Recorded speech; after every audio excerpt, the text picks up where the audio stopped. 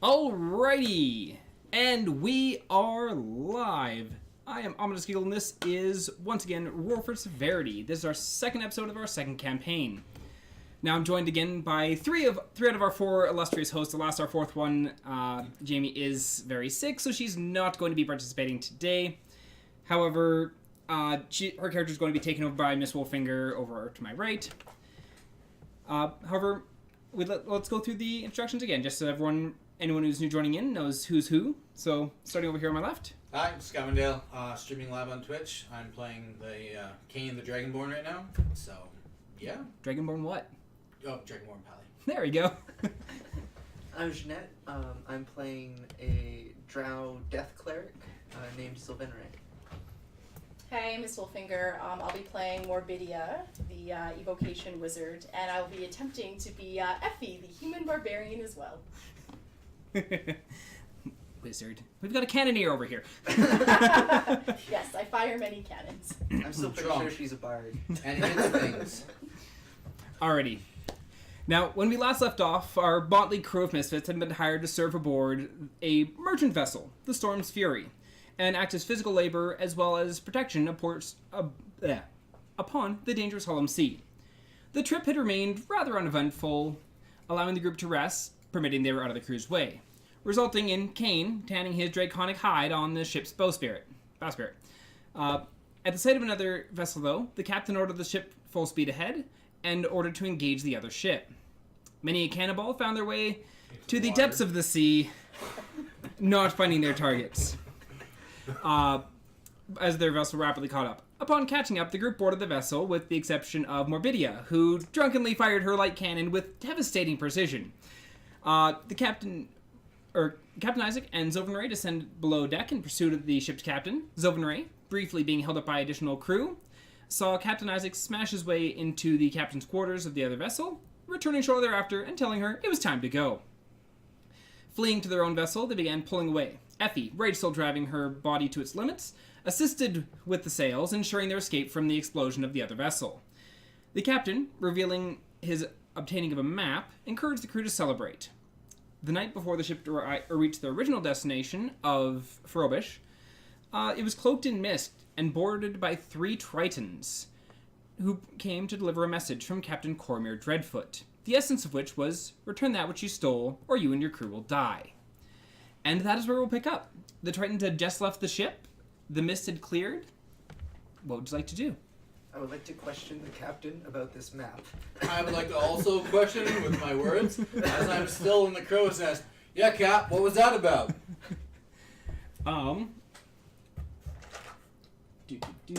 There's D20. Roll me actually, in this case, we're going to roll me a performance check for Mike. Okay.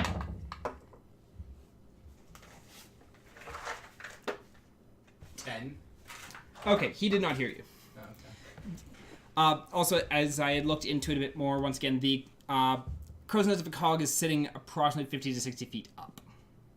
So, in amidst all the hubbub, because everyone's talking all at once of what is going on, what the hell just happened, and the captain turning and leaving the deck. Because when the Tritons boarded, he came out from his chambers, listened to what they had to say, told them to get off his boat, and then turned to return to his chambers. Did I notice that he didn't hear me? Make a perception check. 6. You have no idea if he heard you or not, whether he... Then I stay up there for the time being. Did the captain leave his door open? No. No? I'm going to start banging on the door. Okay, so... does he notice? He does not. So you start banging on the captain's door, and after a few brief moments, the door opens, and the captain is now standing... how tall are you? I am 5'4". Looming over you. The captain's now standing in front of you. I tell the captain that as much as I don't mind the raid on the ship earlier today, the presence of Tritons, I would like to know what exactly we are getting into. The captain just looks down at you. Mutinous wenches from the past vessel. And then closes the door. And roll me an insight check. Probably not. What's my answer? Probably not. 10. He seems pissed. Okay. The question is he pissed at you for asking the question or pissed at them for their presence? You don't know. Not with that roll. Did I see anything behind him when the door was open? No, because once again, Captain Isaac, very big guy. Like he's not a lanky little kid. He's So when the Tritons boarded, I casted Detect Magic. So I know that the captain has magical items on him. I assume they're still on him. That is correct. Is there still nothing in his room other than what appears to be on him magical? That is correct. Currently aboard the ship, you've made note of 3 different magical items during your exploration of the ship using Detect Magic. 2 items that are on his possession, one of which was his cleaver, and one of which was by his hip, but you have not seen what that item is. And the third was the metal plate that the cook would had imbued with magic to cook food. Oh, yes. The scroll that we got, if I recall, wasn't Yeah, it magic. was not. It wasn't magic, because I checked.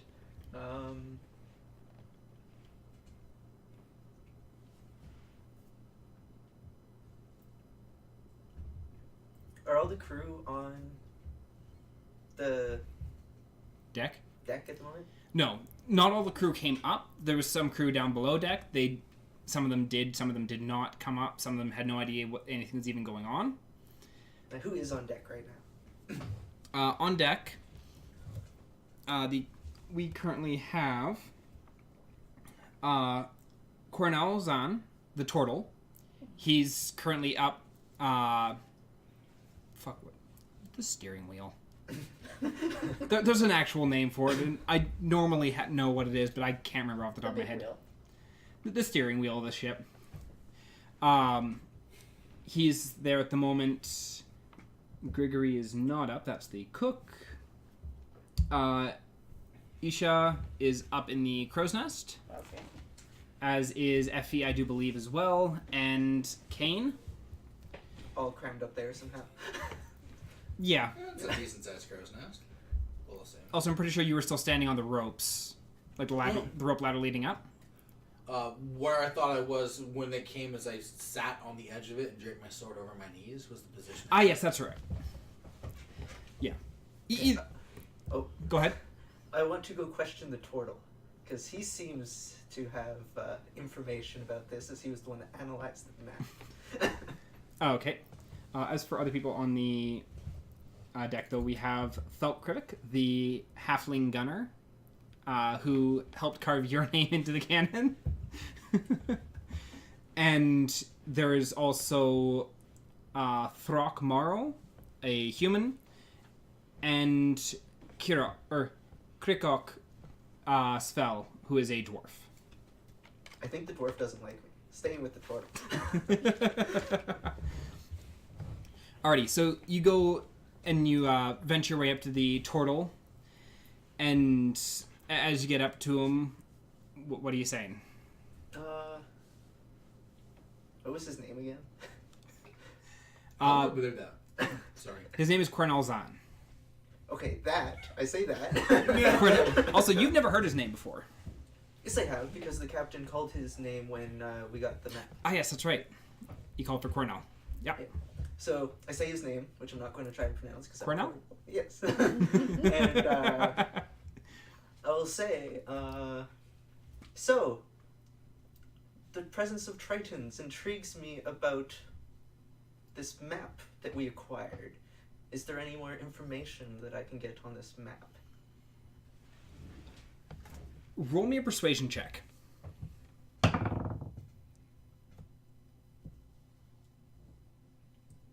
8. Or no, 9. 9. The turtle's holding on. Slowly just turns his head to look at you. The map is with the captain. The captain knows the way. And then turns facing back forward.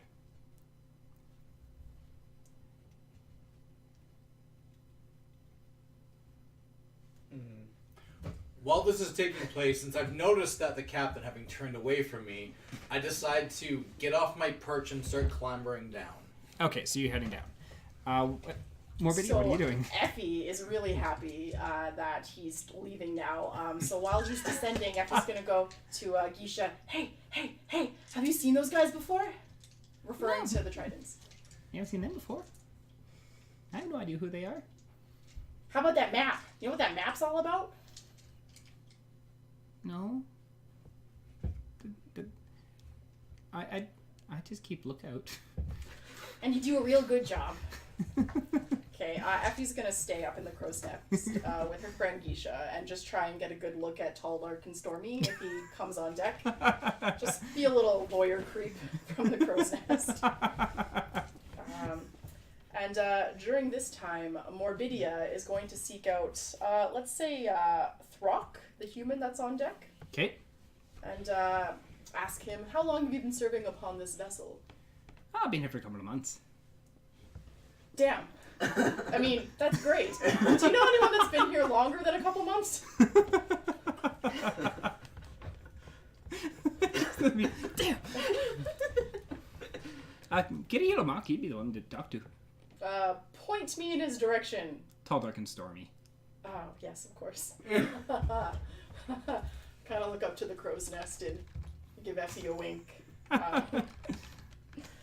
And I head down to the kitchens. Before the Tiefling heads down, I go, "Hey, Tiefling!" Yes.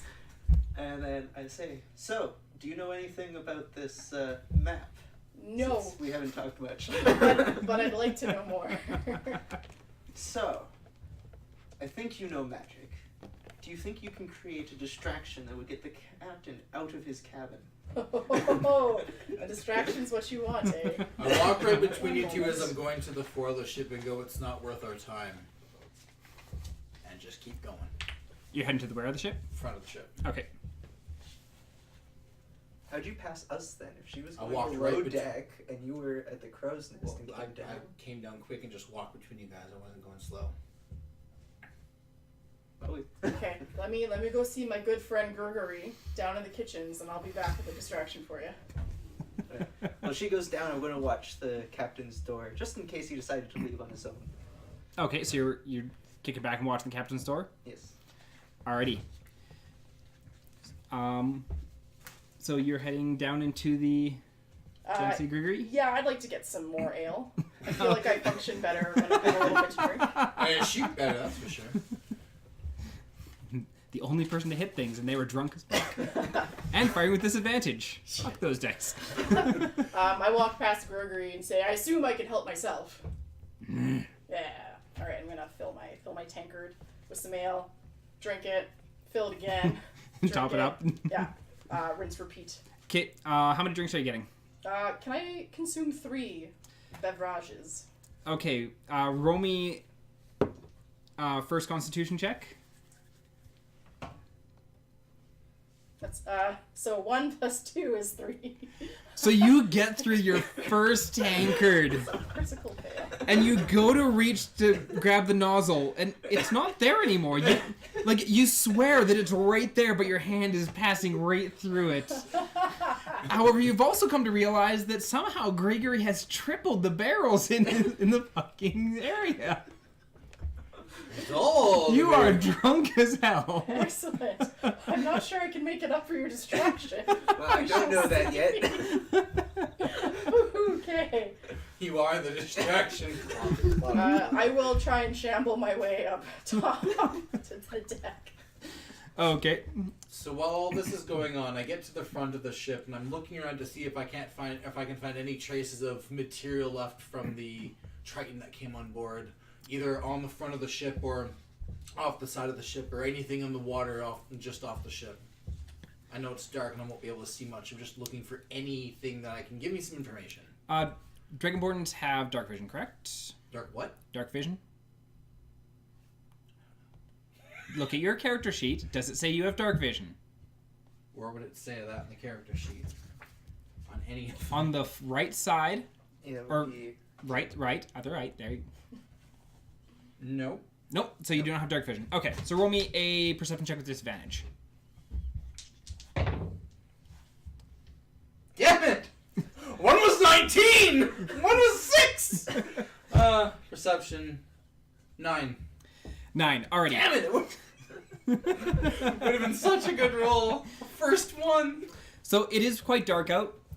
You're looking around and you're not really seeing any materials or anything like that left behind. As you're walking along, you do set your foot down and you put your foot in a very wet puddle where you assume that the Tritons had boarded and where they had been you are now where they were standing. But aside from the puddle, you're not seeing anything. There's no material in the water. It's just water. There's no like slime in it or anything like that. Correct. Okay. Yeah, Tritons are not necessarily like super slimy creatures, but I know what you mean. Just seeing what I can find. Alrighty. You sit there, you're watching the captain's door. How long are you going to be sitting there watching it for? I'll give the tiefling 2 hours before I start to... I wonder where the tiefling is. That's very generous. That is very, very generous. Probably licking the wall somewhere. Watching the deck dry. So you're sitting there, and after about a good half an hour, 45 minutes, there's been no no acknowledgement of any kind of movement inside the captain's cabin. Are there any windows into the captain's cabin anywhere that I can not go to? from your side. When you guys had originally been boarding or loading up the ship back in Deshik, you'd had a full view of all around the ship as you're like walking up and on. You did note there was some windows on the outside of the vessel from the captain's cabin, but nowhere I can. But nowhere, yeah, not without attempting to scale along the outside of the boat. Yeah, I don't feel like scaling the outside of the boat. But yeah, the only thing you see for the captain's cabin is the doorway leading into it. And the door itself doesn't have a window either? That is correct. Okay. And who else is still on deck while this is happening? Most of the same people. It's mostly the people who are working on deck. Like, you've got Yeesh up in the crow's nest keeping watch, stuff like that. And actually, after a while, you have a human that ends up moseying up and sending Yeesh on her way to go and rest. What is this human's name? This human is Throck. Oh, okay. Yeah, he headed on up and he's like, Isha, go take a breath. And he sits down and... Hi, Throck. Effie is not that over the board. No? No. Okay, my bad. Hi, Throck. How's that? Better. Yeah, Effie was not a giddy schoolgirl. She was cute. Remember that. Just defaulting to cute. It's been a long day. A little bit of a shit show here in the evening, but not new. Oh, you're very familiar with shit shows, eh? Yeah, I used to work in a stable. That is a very fair point. Well, how do you go from stable hand to this job here? Ran the fuck away. Ooh, what are you running from? Barons. I didn't want to take over the fucking farm. Hell no. All right. You any wanted to good be at at sea. looking out as Geisha? And he pulls out a little the spyglass and he's like, "It's a good little do." Fair enough. Can I use it?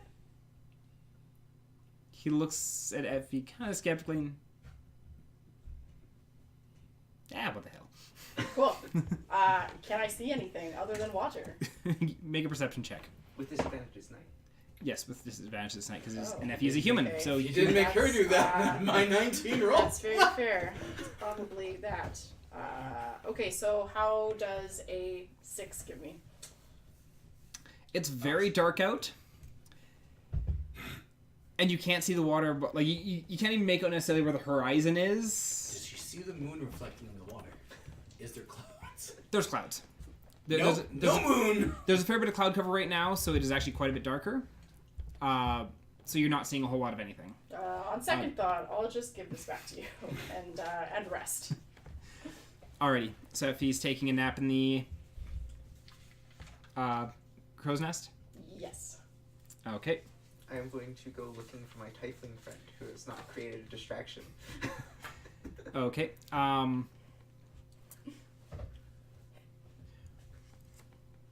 Roll me just a d20. 3. So you go looking around. You knew that Morbidia had gone downstairs. So you start heading down the stairs, and partway down the stairs, down to the tween deck, you see Morbidia sitting, face kind of just pushed up against the wall, and just sitting on the stairs, just like, just.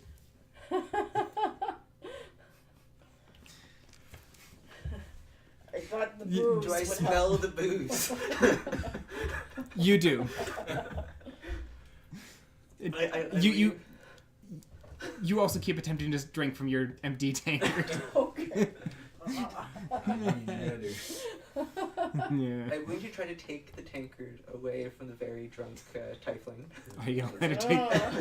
I'm gonna resist. Are you gonna continue trying to force it away? Yes, I'll see if I can force Okay, it away. so I need you to make both you make me athletics or acrobatics, depend whichever one you'd like to make. You do have disadvantage because you are drunk as hell. Okay, well, there's a 1. 18. I rolled 2 1s. Wow. Where were those when you were trying to shoot? So, what is your modifier? 4. What is your roll? 18. Okay. So not even close.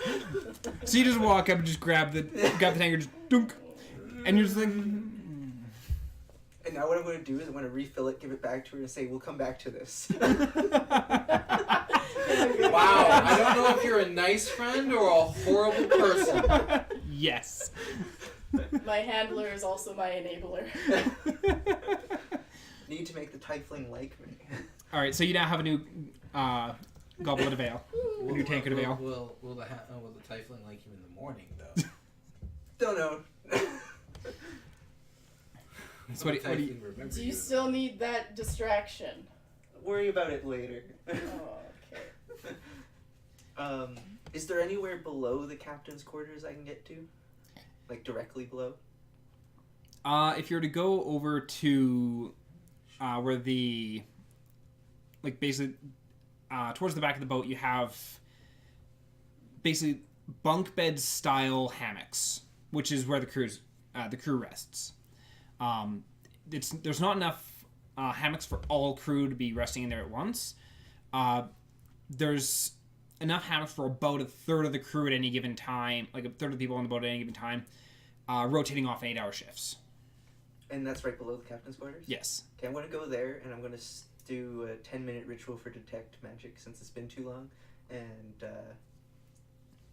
once that's done, I'm going to try to see where the captain is by seeing his magical items. Okay. Detect magic. What was the... it was blocked by what? It was a lot more wood than there's probably wood between us. I'll just check. While she's doing that, after not being able to find anything at the front of the ship, I've decided to call it a day, so I go down to where she's at to hop into a hammock and get some sleep. Okay. 3 feet of wood. Okay. You can tell that the magic items are directly above you still, but you can barely make out their vision. Are they still close to each other? Yes. Okay, so I'm assuming they're still on his person then. He hasn't putting them down. That's my assumption. I could be wrong. I could put them both in the same place. That is your assumption. Yeah. And are they moving around at all? No, they're currently stationary.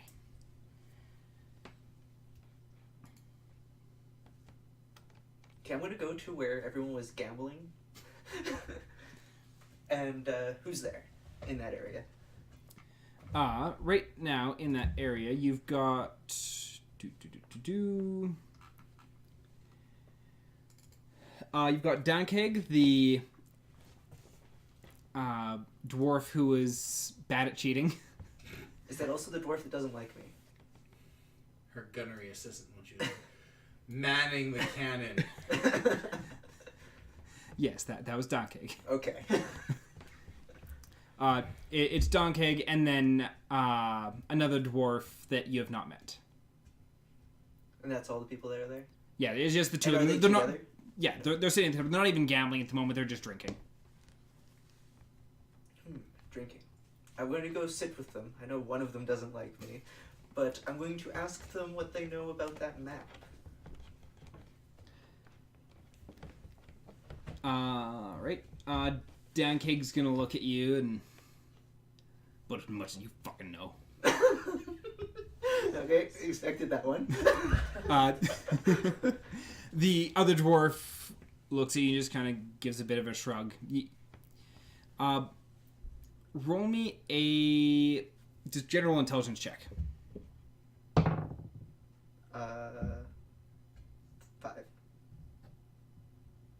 This is a very stupid crew.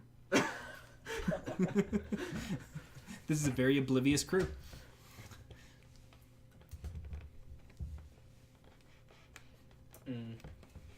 I am going to grab my fancy pillow that I sleep on, and I'm going to meditate on deck, paying a little bit of attention to the captain's quarters.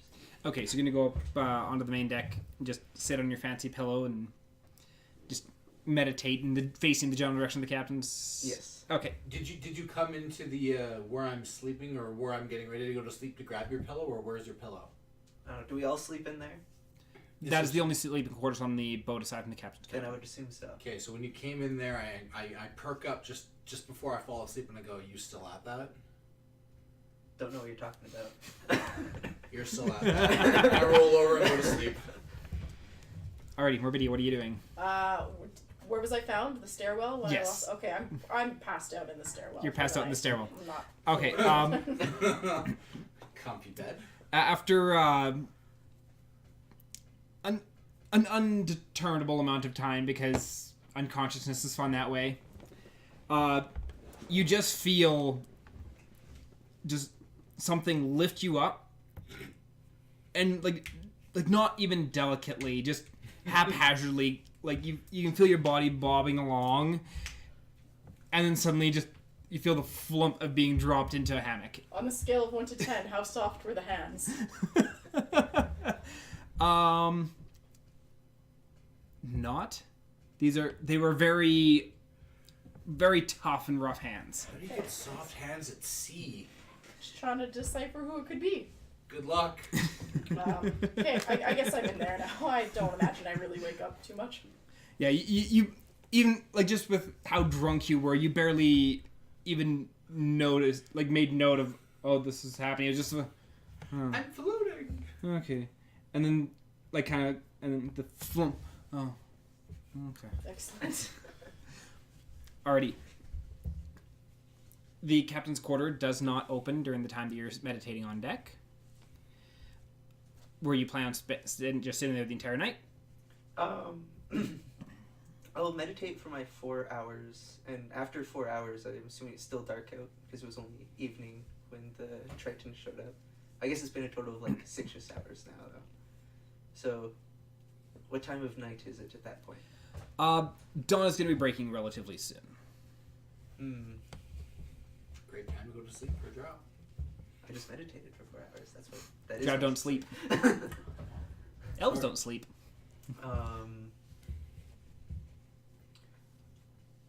It's a human in the crow's nest right now. That is correct. Don't like him. Technically, there's 2 humans in the crow's nest. Surely you like Effie. Effie more than the male human, but still human. I'm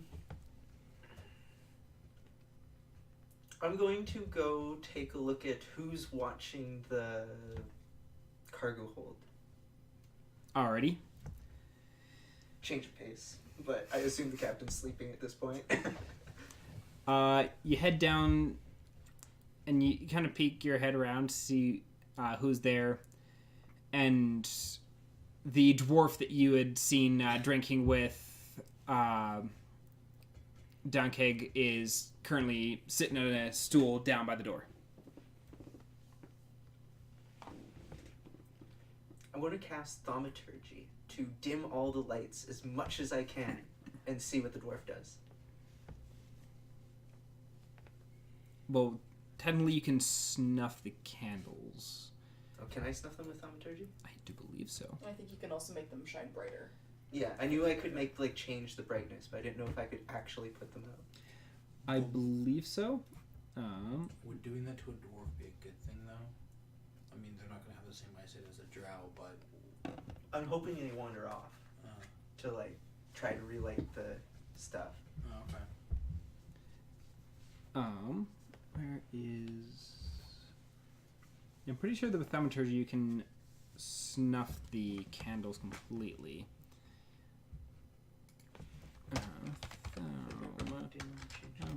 Thaumaturgy. And the answer is... Oh no, you cause flames to flicker, brighten, dim, or change color for 1 minute. So no, you can't snuff them. You can only cause them to dim. I think it was minor illusion or something like that snuffs the candle. Something like that. Anyways, so you dim all the lights, or all the candles, and there's just little lanterns hung about the ship, and so the candles all dim down to just barely a flicker, and kind of looks up and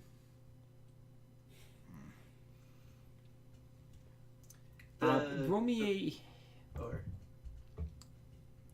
a history check. History check. Oh, that was almost a natural 20. It was. It was 20 and then rolled back to the 8. Where's my history? It's 10. You remember dwarves have dark vision. Well, I wasn't really trying to blind the dwarf. I was just hoping that they would go, oh, the candles went out, and go to grab more of something. The candles, are they oil candles or They're wax. Wax candles? Okay, so I can't even say that I want to get in there to get more oil.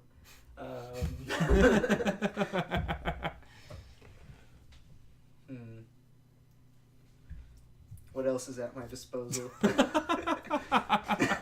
I go back to my previous statement, but I'm asleep. So there's this crazy drunk in the stairwell. You should go remove her. So You've already been removed. They don't know that.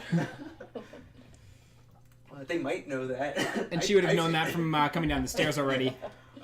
So what is the area around the entrance to the cargo hold like? Is it stairs? Yeah, it's a narrow stairwell down, and you can see some of the ropes and all that kind of stuff on the on either side of the stairwell.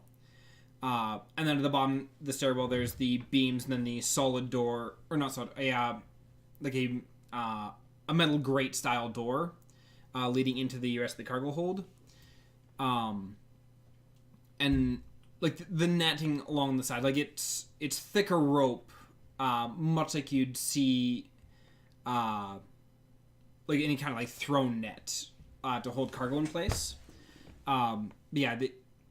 There's that on either side of the pathway, and then there's the big door going in. Well, and by big door, regular sized door, but everything looks bigger when you have a dwarf sitting in front of it. And he's sitting there on a stool.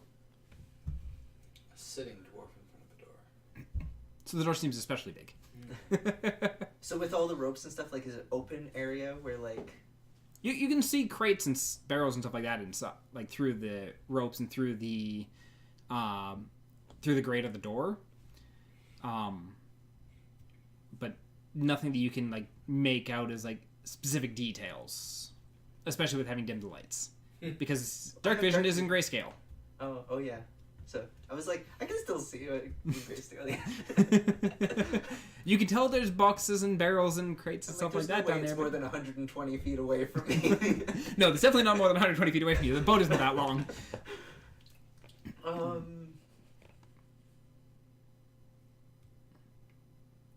Screw it, I'm gonna go find breakfast. I'll go to the kitchen and acquire food. Okay, you head over to the kitchen and you see Grigory sitting on a chair, just slumped into the corner and just... Is there any leftover food from the night before lying about? There is an open barrel that has like apples and stuff like that strapped to one of the walls, but that's about the only food you're seeing there at the moment. I'm going to grab an apple and eat it. Okay. And then I guess I'll go back to watching the captain's quarters until the sun rises. Okay. The rest of the night passes without incident. You wake up, not where you remember falling asleep. You have brief recollection of being carried. It's an improvement. But that's about it. Okay. So if you've expended any spell slots or anything like that, you have those back. You've got your full rest. You're back to full health if you were not before. And so the morning sun does rise, and the crew does start to bustle about a little bit more, awakening anyone who's in there. As some of the people who were up for the night are now coming in to take their time to rest. So people who are on the beds are being woken up and shimmied off. And Already got up. You don't have to force me to bed. And so it is now early morning. The sun has crested the horizon, and you've got it is a very clear day by this point. Not much in the way of clouds or anything like that in the sky. Okay, well, I awake with a new purpose to be that GD distraction that I could not be yesterday. So I'm gonna bustle my ways to the kitchens first, because that seems to be my go-to stop. Okay. Okay, so you get over the kitchen. Would Sylvan Ray still be in there? No, I was watching the deck. Yeah, she went back up to the Actually, deck. are you up after the sun's already risen? Yes. Yes. Okay, then I would have gone down, and so I would have been below deck, and I follow her to the kitchen. Okay. Oh, excellent. Okay. How's about that distraction now? You feeling it? Yes. I won't drink. Wait, is anyone else in the kitchen? Gregory, by this point, has woken up. He's cool. And he just... He doesn't seem to leave the kitchen ever. He's got his job. He's happy. Oh. Gregory knows what's up. I give him a wink. Couple winks. Exactly. Better worded. How about that thing? Worse than the dwarves. Yes, I am ready to do that thing. Excellent. I'm just gonna mosey on upstairs and do some cool shippy things. And while they're putzing around, I don't know if they're grabbing more beer or not over there. No, that's specifically why I followed her, so she reached her beer. Well, I'm not there, so I don't know what she's doing, but past tendencies would predict alcohol's involved. Anyways, I wander out to the front of the deck to see if I can see anything that I missed during the night. Okay. You go up and you're not seeing anything abnormal on the deck of the ship, and the area of the water in which the Tritons had returned to is long since passed. Yeah. Not worried about that. What do you mean? Ships move? No, they teleport. They went on. Taking an area around them in a bubble. Yep. Anyways, so you look around and you're not seeing anything abnormal on the deck. Okay. I don't want to go back out in the front. It's been perversed. So I wander to above the captain's quarters to look back to see where we came from, and I just look around. Okay. So you head up. You mosey past the turtle, who's you see his head kind of bob. And you're not sure if he's sleeping, like dozing off, or whether he's just like humming to himself. But his head just got that little bit of a bob back and forth, almost like a metronome. But you get to the back of the boat. You look around, and behind you mainly just see open seas. Give me a perception check. This one is not with disadvantage because it's daytime now. You can actually see. Apparently, you can't see jack shit. 8. Where's 19? You look around and you look back towards the front of the vessel, and off in the distance you can see a small speck, but you're not sure what it is. Okay. So I hang around and I ask Tortle if he needs any assistance to hasten the day. You could always bring me some drink. Had a bad run-in with drinks and halflings. But I'll see what I can find you, sir. Much appreciated. I was hungry anyways. So I'm walking back down to grab some meat and drink. Okay, so you go down. As you're heading down, you do pass Morbidia, who is on her way up, drink not in hand. This is a sight. Is it Tuesday already? And I actually comment that out loud. This is a sight as I cross you without drink in hand coming from downstairs. Oh, just you wait. I'm following more videos, so I pass him as well, but I don't acknowledge his existence. Okay. I don't turn my head again. I just notice Morbidia without the drink. That's all I care about as I go downstairs. Okay, so you get downstairs. You do see Grigory in the kitchen, and he's got this crate of eggs open. He's just scrambling up just mass quantities of eggs on the grill. 8, please. He looks at the pile of scrambled eggs, is like...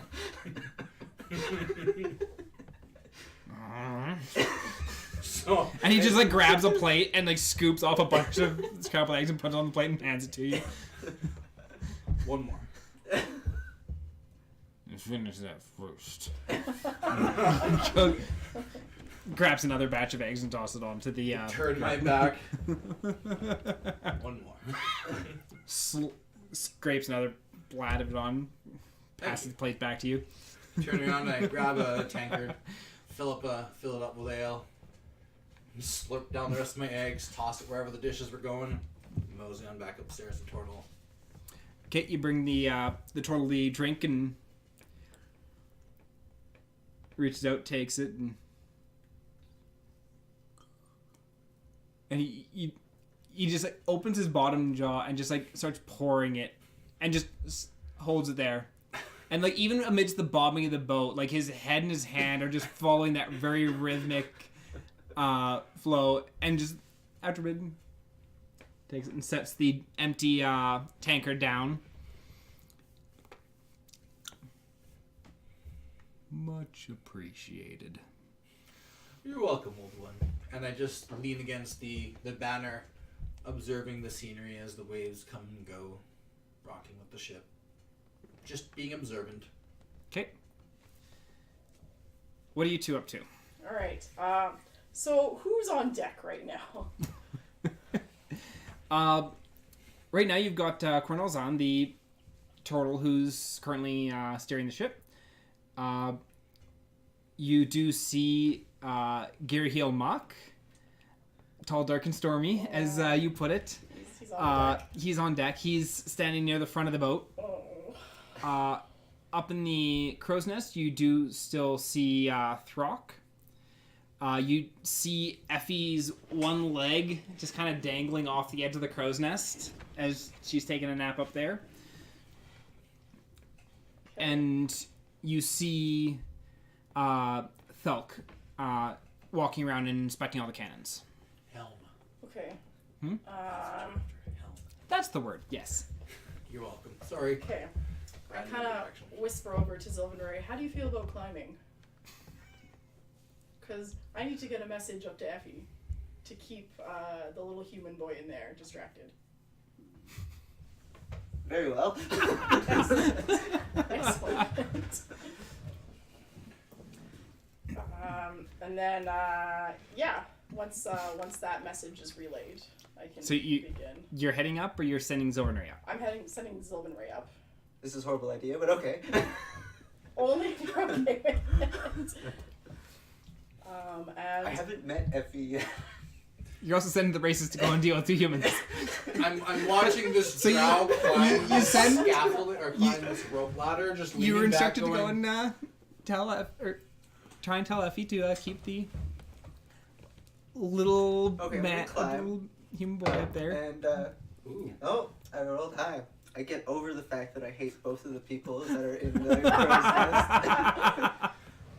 You care more about what's in the captain's cabin. excellent. And, I kind of nudge Effie. I'm like, hey.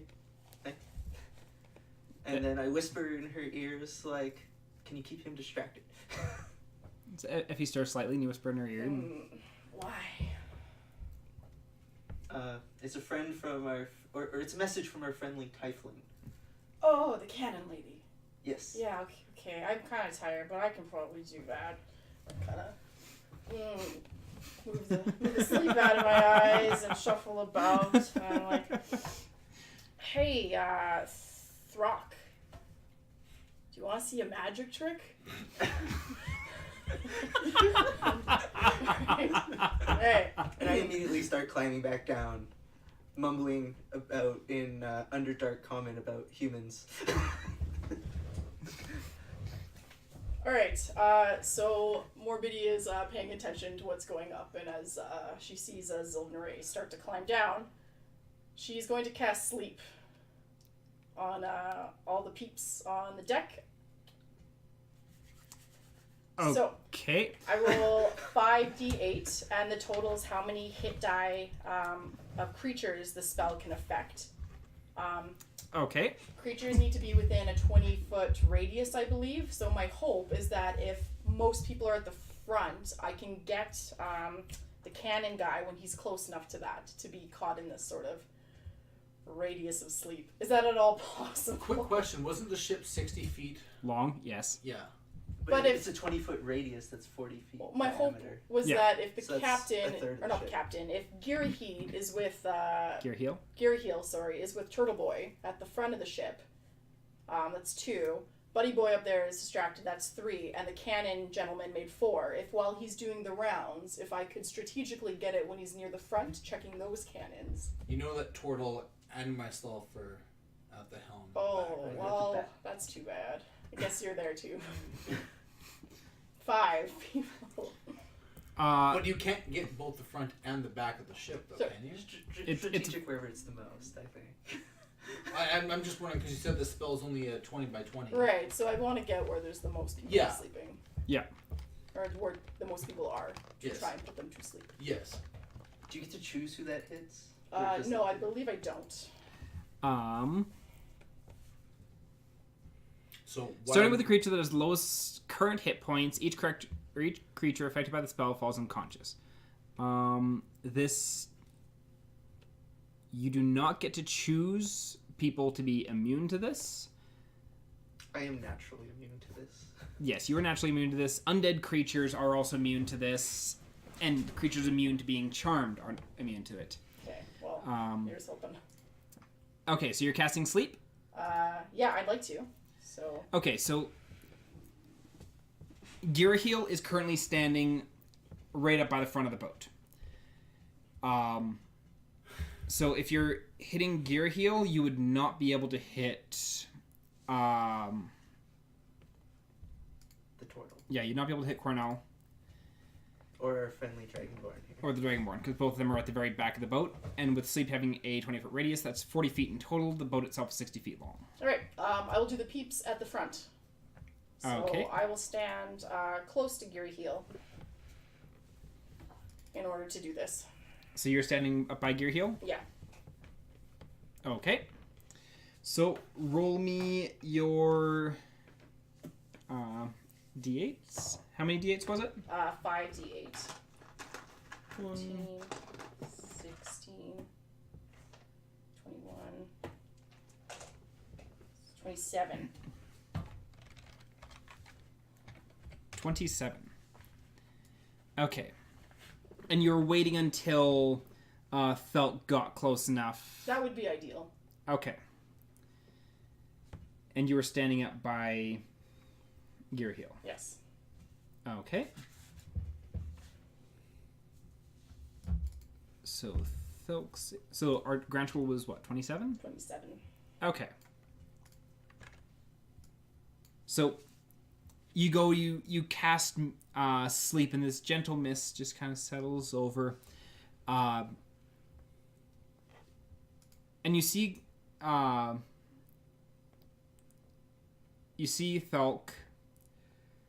And he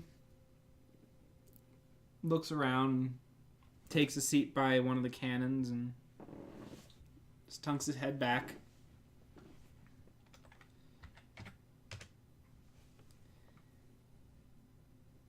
What is your max health? 23. Okay.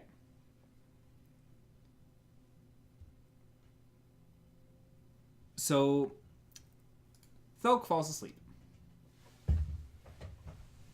Gearheel lets a little bit of a yawn, but then just kind of shakes himself and pats his cheeks and looks forward again. Damn that hardy man. All right.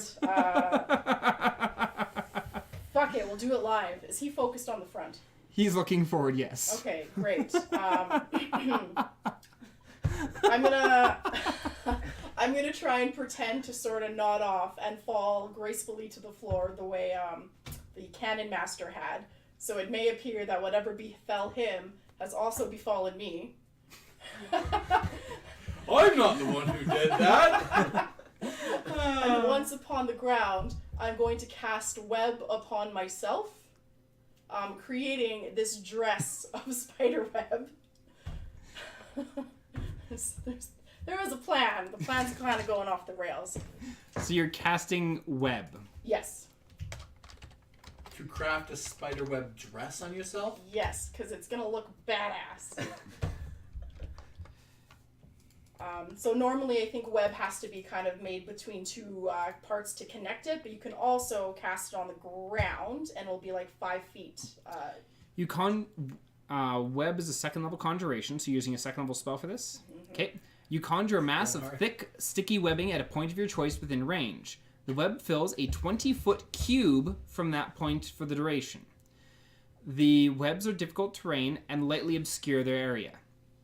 If the webs aren't anchored between two solid masses, such as walls or trees, or layered across a floor, wall, or ceiling, the conjured wall collapses in on itself, and the spell ends at the start of your next turn. Webs laid over a flat surface have a depth of 5 feet. So you've now created this 5-foot block of webs across the front of the boat. I am taller than 5 feet. But you laid down. Yes. So you're now completely consumed by these webs. Yes, but I can still move in it. With Barely, difficult terrain, but so sure. you're moving at half move speed. Mm-hmm. Each creature that starts its turn in the webs or that enters them during its turn must make a dexterity saving throw.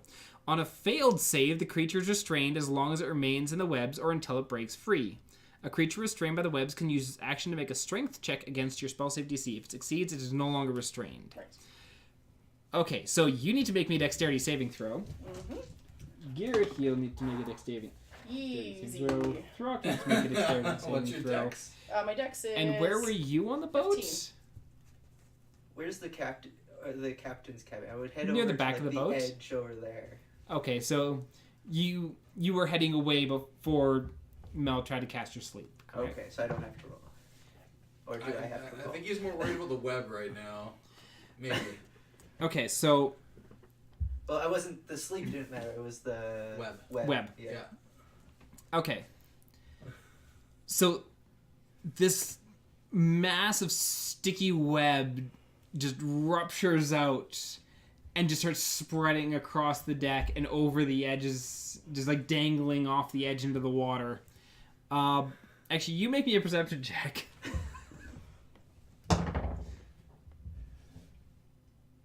17. Okay, so you do notice the you hear just this, and you look and you just watch these webs just expanding And across this the is front exactly of the what I boat.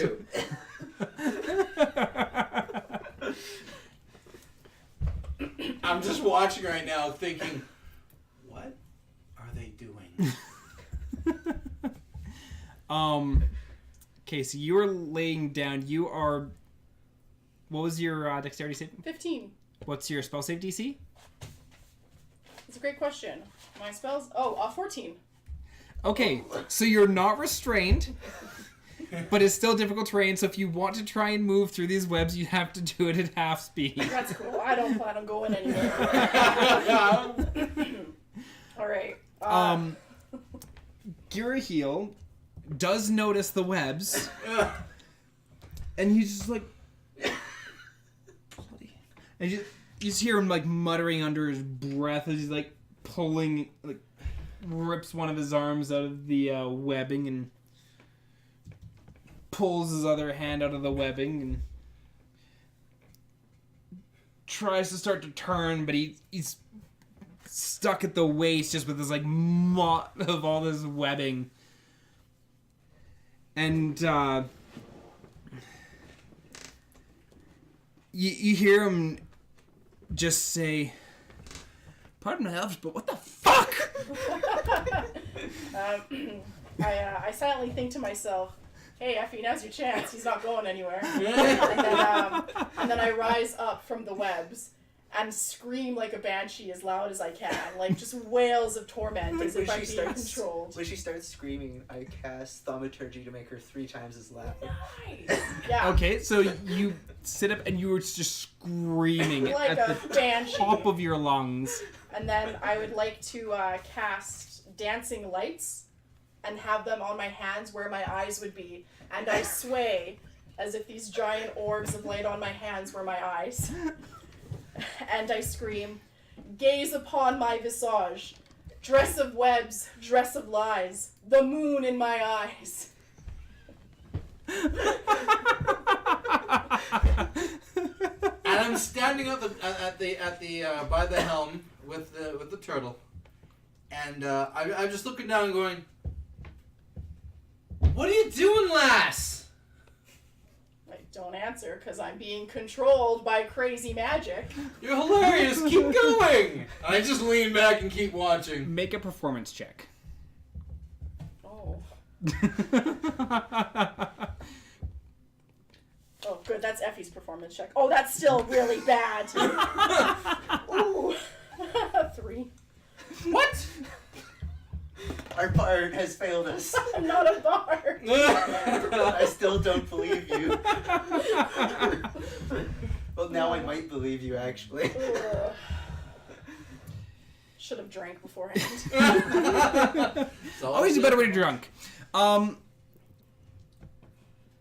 So you, as you're doing this, Giraheel just turns, looks at you,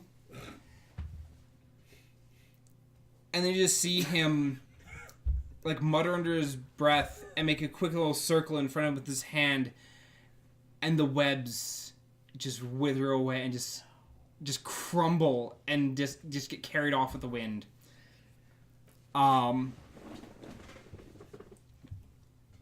And he walks up to you and I think I'm gonna lose a drinking buddy.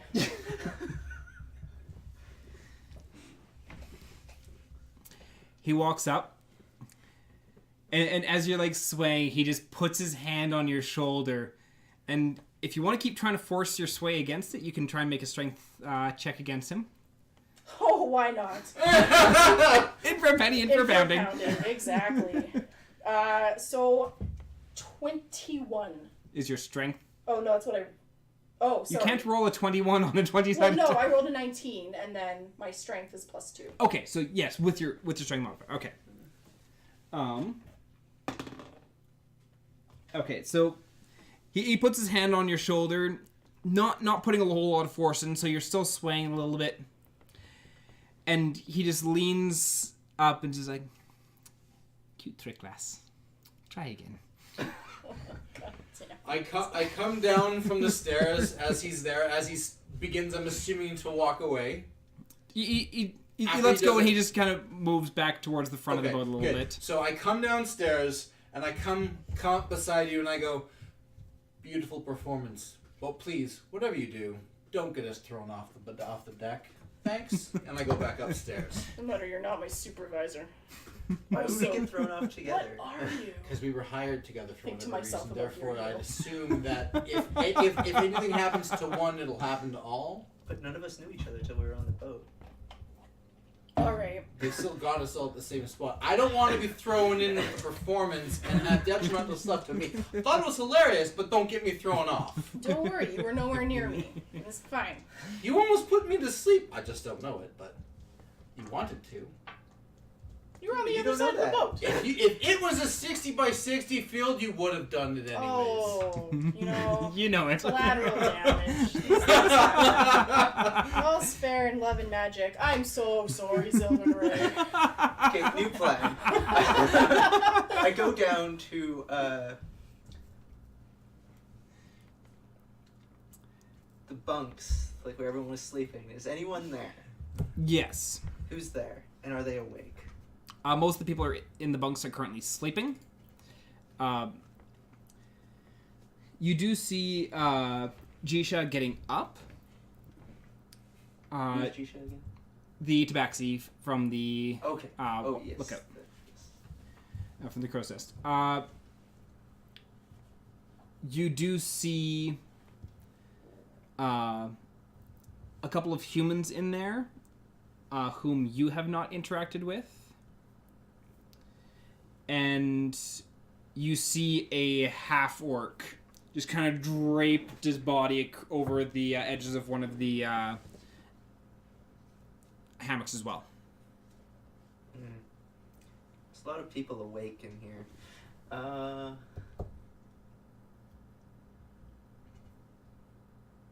going to wander around the boat, and I'm going to look for a spot where there's, like, no one around. So, can I find that spot? Not really. No. Ooh, I'll go to the kitchen. It's only the orc in there, right? You do see Grigory in there. Okay. So what is Grigory doing right now? Grigory is chopping up fish. Grigory is chopping up fish. Grigory has gone back to his usual routine of shink, shink, scoop, slap, slice, stock.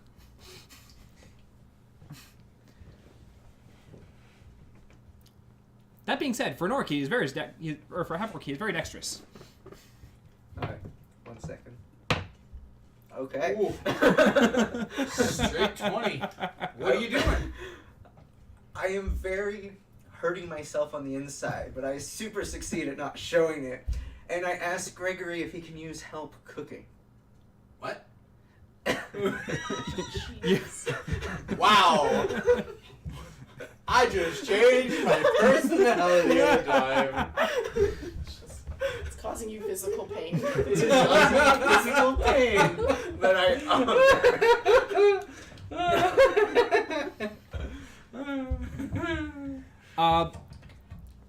Gregory, and he points to a large barrel off one of the corners. Bring me the fish. I will bring Gregory the fish. Okay. Give me a strength check. Ooh. 7. You walk up and you grab this barrel, and it does not budge. It's deja vu. Deja vu. Deja vu. Deja vu. Yeah, you're not the first person who's come into this room and tried to pick up a barrel. Stop trying to Can I hold try the again? barrels. I am very determined to help Gregory. Okay, you give us another strength check. 13. You manage to get up on its lip a little bit, and you get like a quarter turn and thunk. And then you go back the other way and thunk. And you're making very slow progress. In the time it is taking you to do this, Gregory has gone through 4 more fish. Is there a window in this room? There is not. Man, must be How are the lights in the room? Like, what's lighting up this room? There's a couple lanterns. A couple lanterns. Now keep in mind too, like this, it's as far as room goes, it's not like a closed off room for the kitchen, a closed off room for the main. It's one big cabin essentially. Oh, okay. So it's not a bunch of separated rooms. Okay. Correct. It's not a cruise liner? No, it is absolutely not a cruise liner. This is a merchant vessel. They ain't got time for that fancy bullshit. And by this time, Morbidity, what are you currently doing? I am drooling over gear. Okay, so you are drooling over the. Are you still like? No, I long since stopped that charade when he said you gotta do better than that, Lassie. Oh great, we're gonna have to clean the chair. Yeah. No, I respect his magical ability. Do I know what he is? So he's a human? He's a Goliath. Magical Goliath. Damn! Dang. Woo! I have erred. Alright, well, to give you a little bit of perspective for Geary Hill, because you have encountered a few times. Geary Hill, he's about 8 feet tall. His skin, he's a dark gray skinned Goliath. His skin is speckled with small black stone-like protrusions that come out of different parts of his body.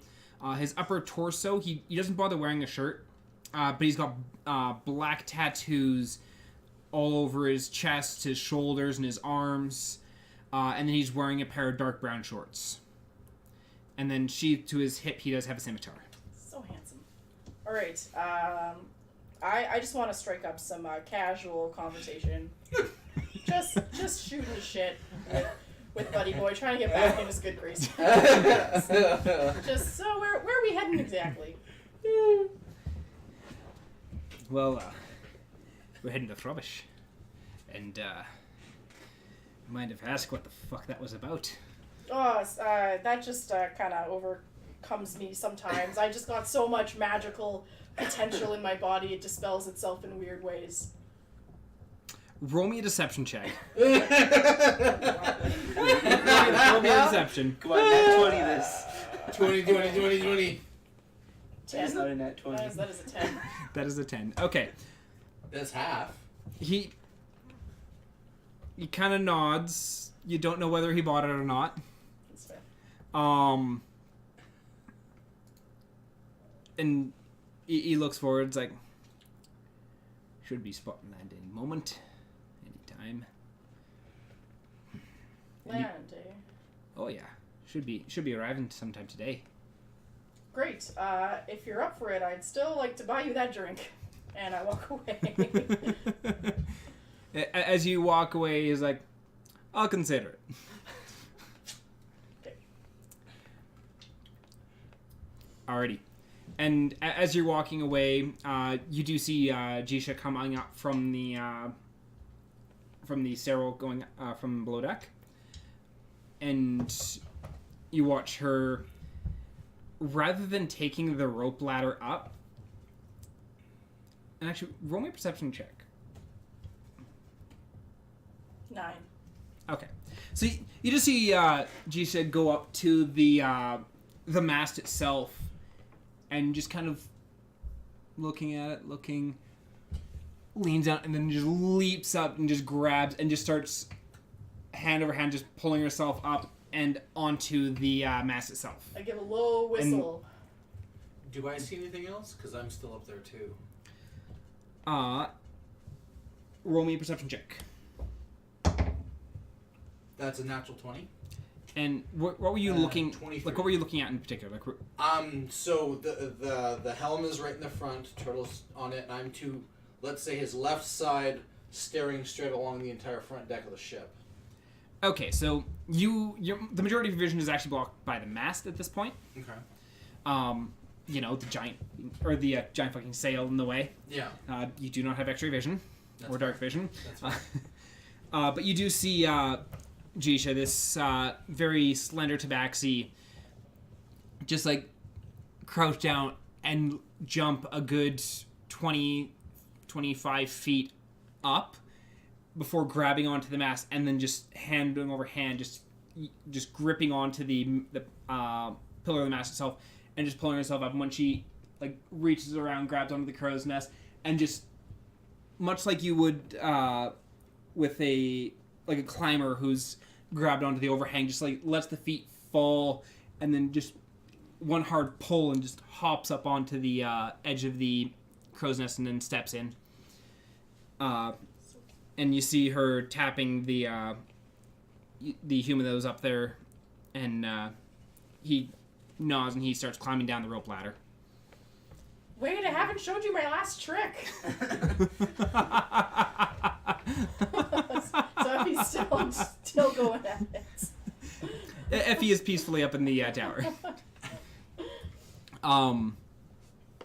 And she had taken the spyglass from Throck, and she kind of click, click, click, and she's looking out forward, and after about 10-20 seconds of her looking, she cracks it shut and grabs onto one of the ropes and just once again hops back and just slides down this rope, just like holding on, and just hits the ground and walks up to Gary Heel, patting him on the shoulder. And you had already walked past this point. Were you heading back downstairs? Stay on deck. Roll me a perception check then. 9. You hear her say something to him. You don't quite know what. Alrighty.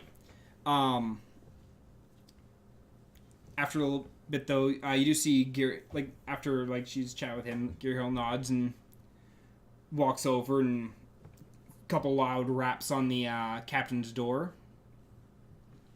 And after a few moments, the door to the captain's cabin's open, and he's closer to you at this point.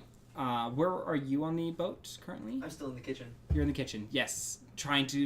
You're slowly making progress with that barrel. Yes. I'm at the point where I'm about to get annoyed at this barrel and try something else.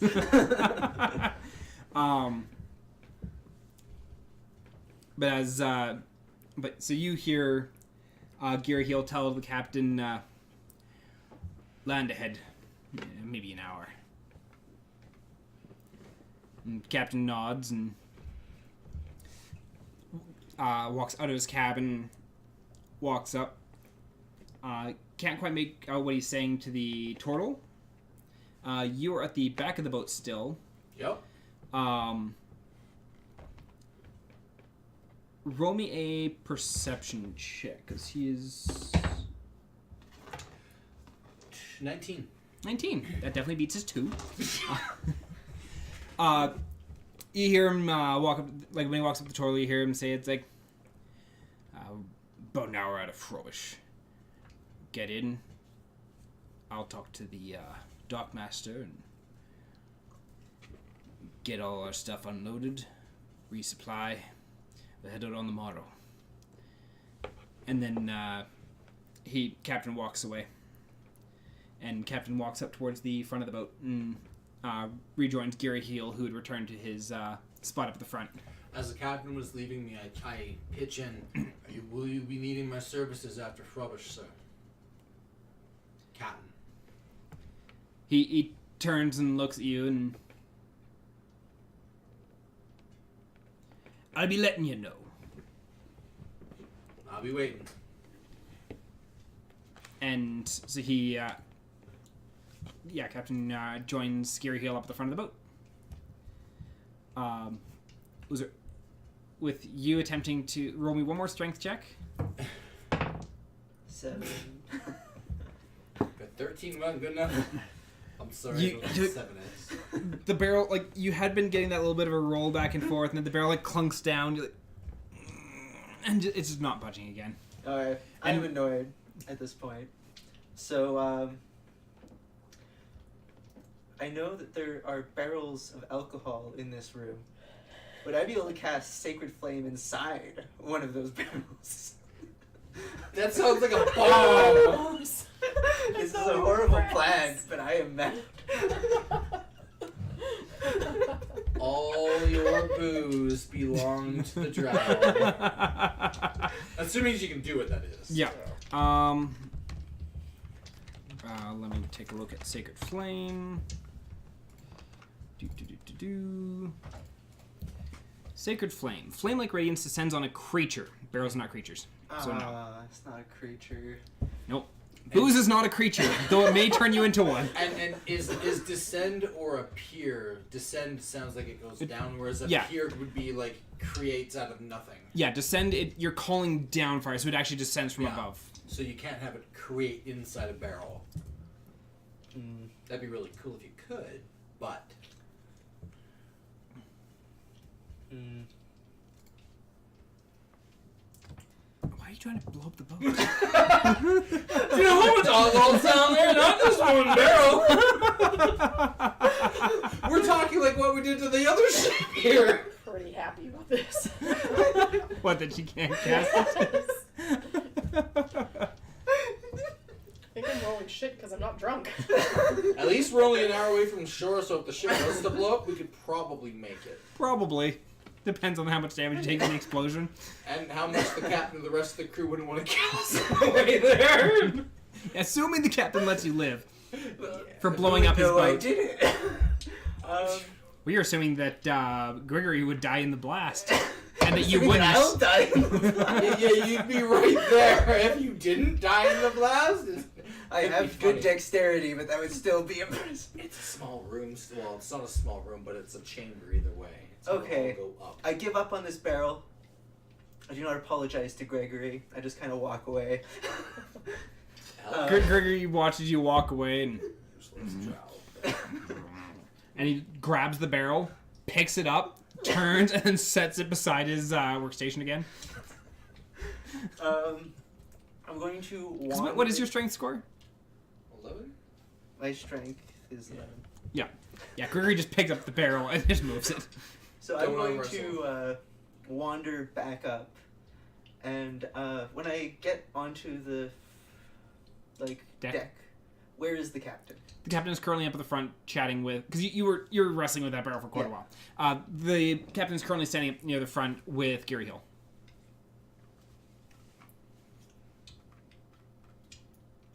I tried the captain's door, and with trying to be sneaky without people noticing that that's what I'm doing.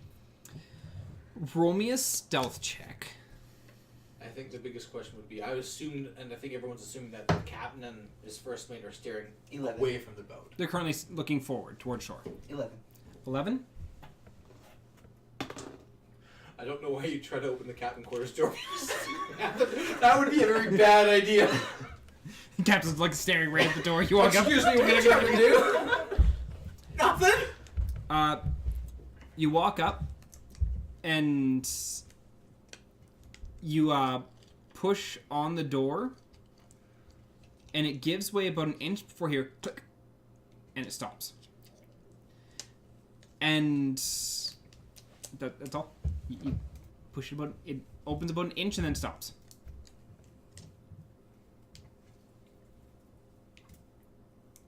Mm.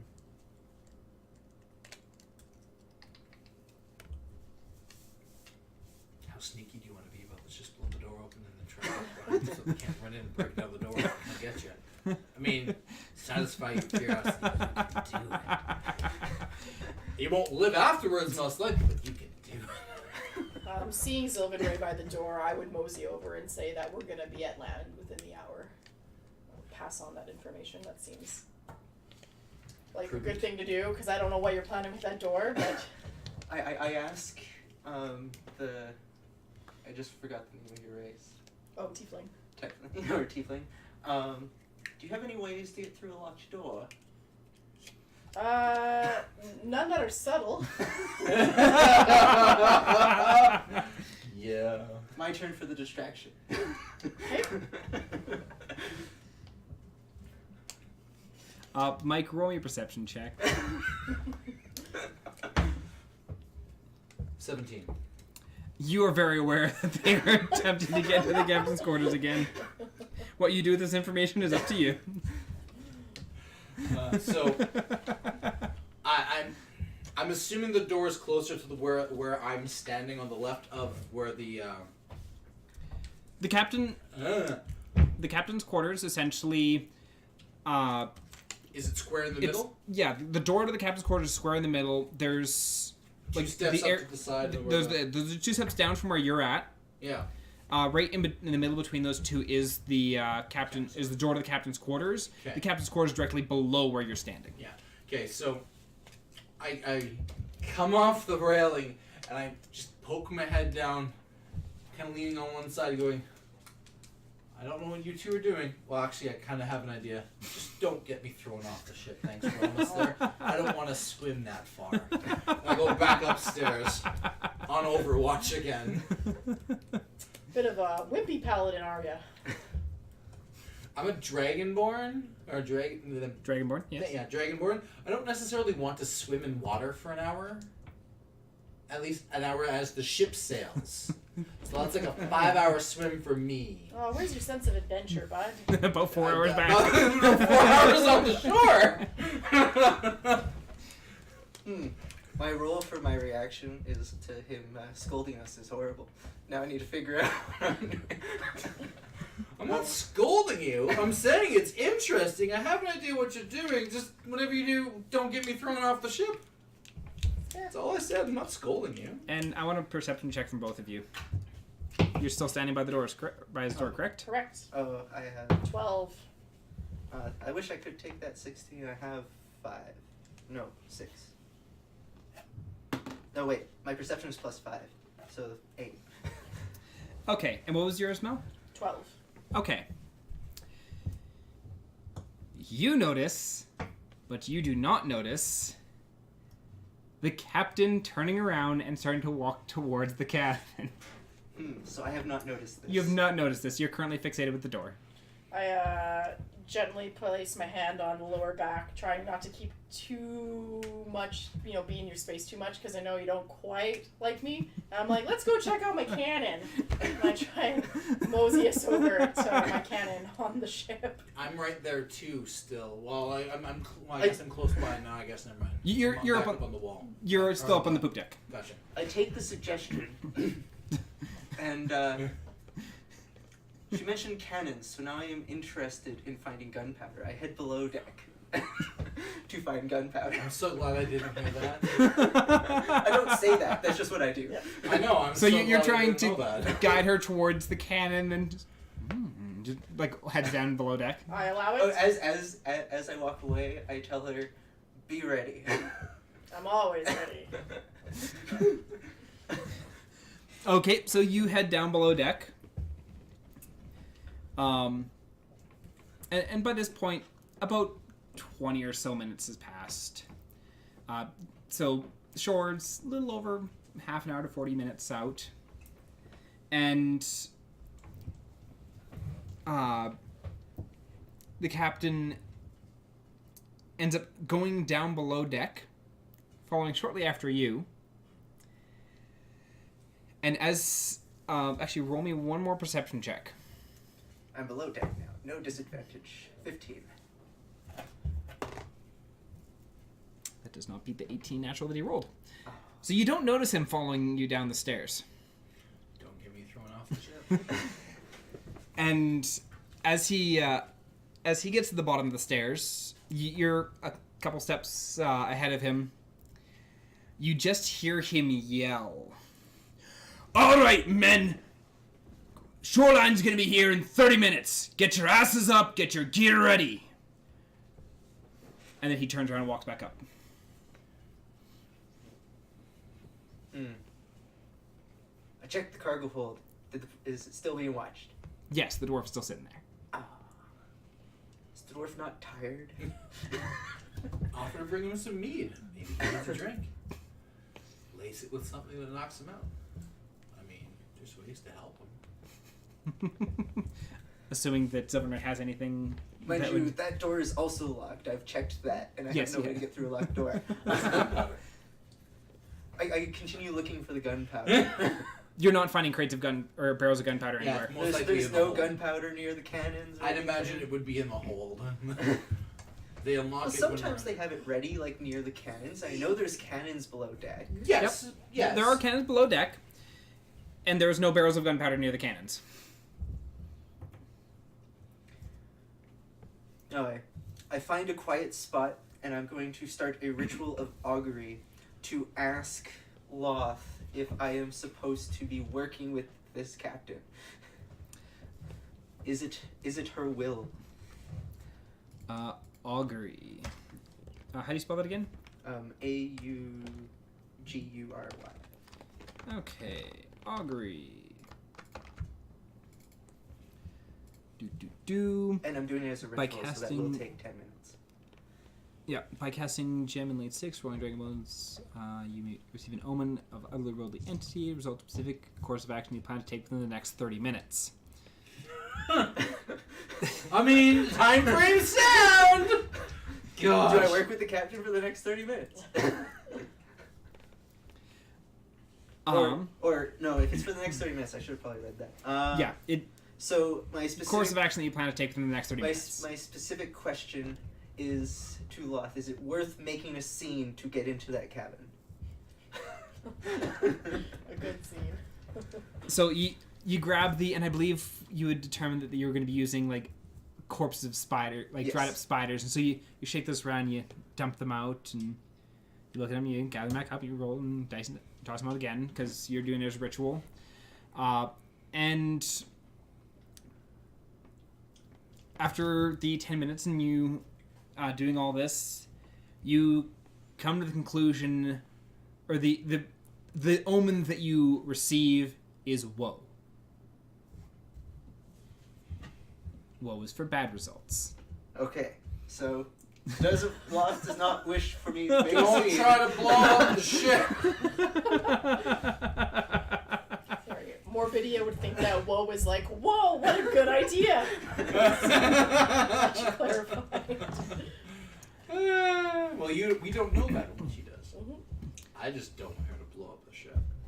All right, and Yeah, I give in and I don't do anything else special until we land. so as you're preparing this ritual and all that as well, the crew is up and about. Any of the people who had been sleeping had been woken up, and they're heading up. Like a bunch of them headed up to the main deck. The main deck is actually getting fairly crowded as a bunch of them are moving around, prepping ropes and all that kind of stuff, getting the ship ready to dock.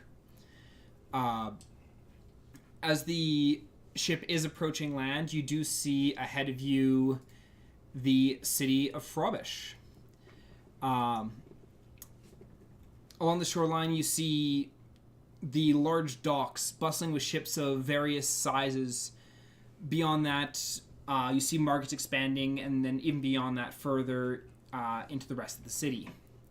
Rising up in the center of the city, you see a large twisting spire, atop of which you can see the silhouettes of beings moving about the top of it. Now, to give a bit of perspective, this tower is over 200 feet tall. You can see the silhouettes moving around near the top of it, which gives you a little bit of an idea of how big those silhouettes may be for you to see them from where you are. You don't know what those silhouettes are of, just that they're silhouettes moving about. As the Storm's Fury pulls into port and slowly is pulling into basically one of the slots for a ship to dock in, I see a large turtle that actually dwarfs Cornell a fair bit. Like, this is a hulking tortoise. 12 to 15 feet. Not height-wise, Oh, just size? just size. This is a massive tortoise. 12 to 15 feet around. And he's lumbering towards the end of the dock. His shell mottled with pale shades of brown and green a metal ridge had been fashioned to encompass the edge of his shell. Does that signify rank or age or slavery? You do not know. You could roll me a history check and see if maybe you had heard something of this. Most likely not with a 7. You would know nothing of it. That's actually a 6 because I have a 1. So You've never heard of turtles doing any kind of like modification like that to their shells. okay. So you have no idea what that means. With every the shell as he's walking, it's just shifting every step he's taking, and as he nears the edge of the dock, he just raises one of his large clawed hands. And Captain Isaac steps towards the edge of the boat, laughing heartily. How in the blood-soaked hell have you not died yet? To the turtle responds, I could say the same of you. Last I'd heard, you did die. The 9 hells didn't want ya. And Isaac chimes back, now that's a story to be told over a drink. All right, men, unload the cargo. Once done, you can drink and dine for the night. We set sail on the morrow. And several of the crew grab a large gangplank and set it between the ship and the dock, casting ropes off the edge. Several dock hands are grabbing those ropes and tying the ship off. And then Gear Heel turns like, you heard the captain. Unload the cargo. Onto the docks. And he goes below deck and starts hauling stuff up. Is the captain still there, or where'd the captain go? The captain's currently talking with the turtle. The captain walks off the gangplank, walks down, he's talking face to face with the turtle.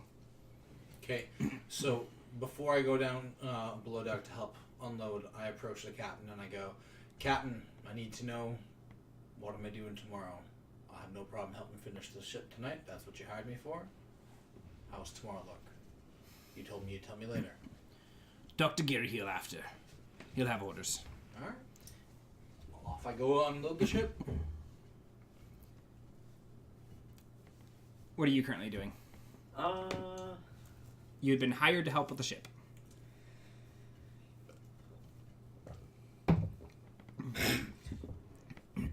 I avoid doing as much work as I can. Okay. If anyone questions me about it, I will rethink it, but I avoid it for the moment. Okay, so you're trying to avoid helping. What is Effie doing? Effie has shambled down from the crow's nest and is full-heartedly using that barbarian strength to help move cargo faster. Okay. And what is Morbidia doing?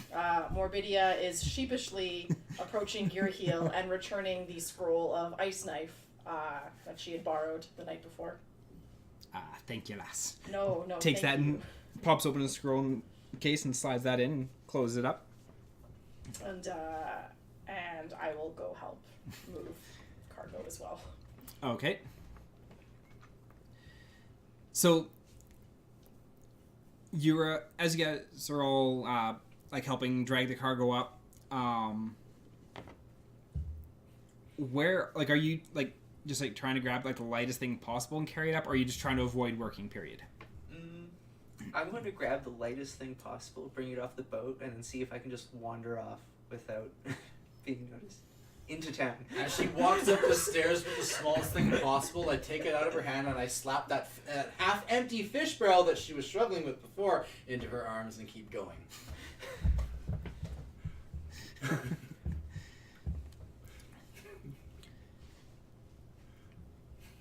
I stabbed.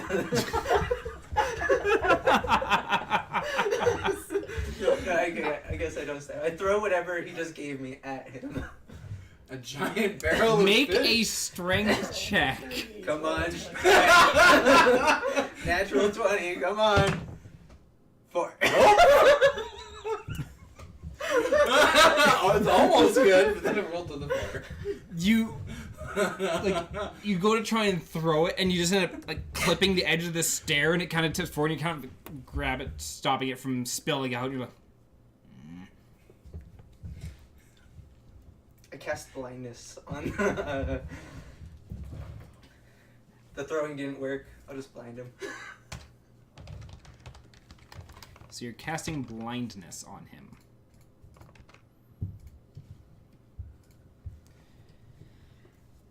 Mike, make a Constitution saving throw.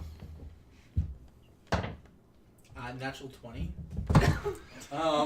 So you get this like very brief like flicker of darkness in your eyes, and you just kind of like it's almost as if you like blinked just for like that extra like half second longer, and then you just shrug it off.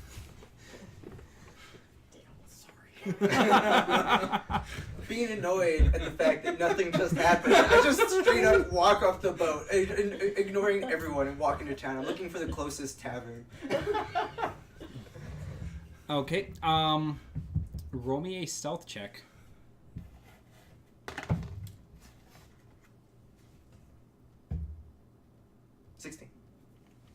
$16. So you walk off the gangplank and you start walking towards town as Geary Heel stepping out from having just set down a box and looks at you, looks at your empty hands, looks back up at you. All we paid you for. Ask the Dragonborn, and I try to walk past him. As he steps in front of you, blocking your path, and looming over you at 8 feet. He knows magic. That's not what we paid you for.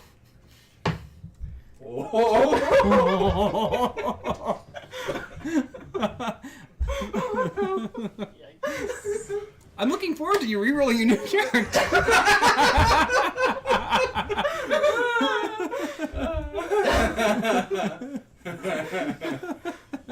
Oh no. We'll try that. No. I'm gonna react harshly. This is how harshly I react. No, that's like middle.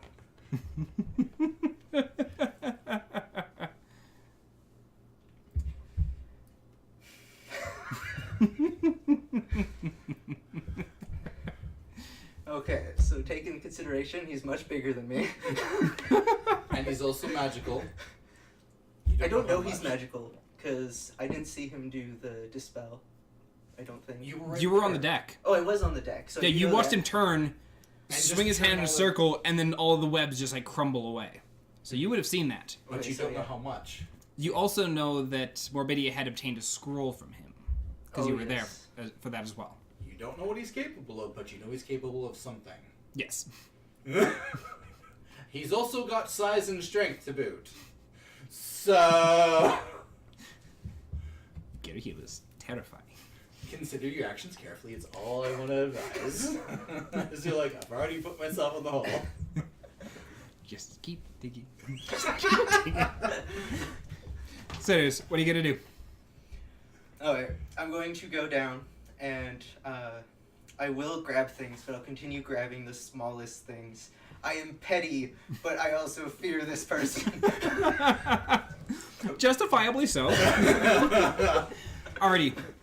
So you go and you're going back and you're grabbing these, like, there's no, like, little itty-bitty box. It's not like you're grabbing, like, a single sword box and carrying it up. Like, it's crates, it's boxes. And so even with you trying to grab the lighter things, you're still working up a fair bit of a sweat hauling these things up. It takes... I get a mosey pace. It takes the better part of about 3 hours to unload all the cargo from the ship onto the docks. And then once you have, like, once all the cargo has been unloaded, Geary Heel walks up and he walks specifically up to the four of you because you were the hired hands for just that had been brought on originally just for the voyage. And he walks up and pulls out some bags and hands one off to you, and hands one off to Effie, and hands one off to you, and holds one out to you. Okay, I try to take it. You grab it, and he pulls back just a little bit. You You're gonna have to earn this one more next time. And then let's go with the bag. I was the only one that helped the captain go downstairs. The only thing I didn't do was help unload. You And helped then I the did captain do go it. downstairs. That was days ago. That was actually a couple days ago. I saved their crew members. Saved. If I remember He was already dead. correctly, you brought one back that was dead. I saved their body. Poor Danner. By the way, I just want to clarify, I didn't know the barrel I gave you was the half-empty barrel of fish that you had a hard time moving because I wasn't there. It just happened to be the right one. But you don't know that I didn't know that. And so in those bags that he had handed each of you, there was 500 GP each. Wow. Whoa. That's really cool. Here comes the money. And he after like letting go of your bag, he turns to all of you as a group and he's like, "Here's your payment due for the task. The captain has expressed the desire to keep you aboard and has requested I extend the offer for you to join the crew. Your skill sets are definitely an asset." And nods. How's about that drink? He looks back to the or he looks over to the boat, then he looks back to the city, and taverns here aren't free. I jangle my little bag of money. How's about that drink? Sure. Sweet. He is the one that stopped me, right? Yes. Okay. Yeah, Gearheel is the Goliath. Who don't you like more? I now, just Gary say Hill that or I'll be me? back in the morn and wander off. Okay, you say you'll be back in the morning. What do you... I don't go for the drink. I wander off into the woods.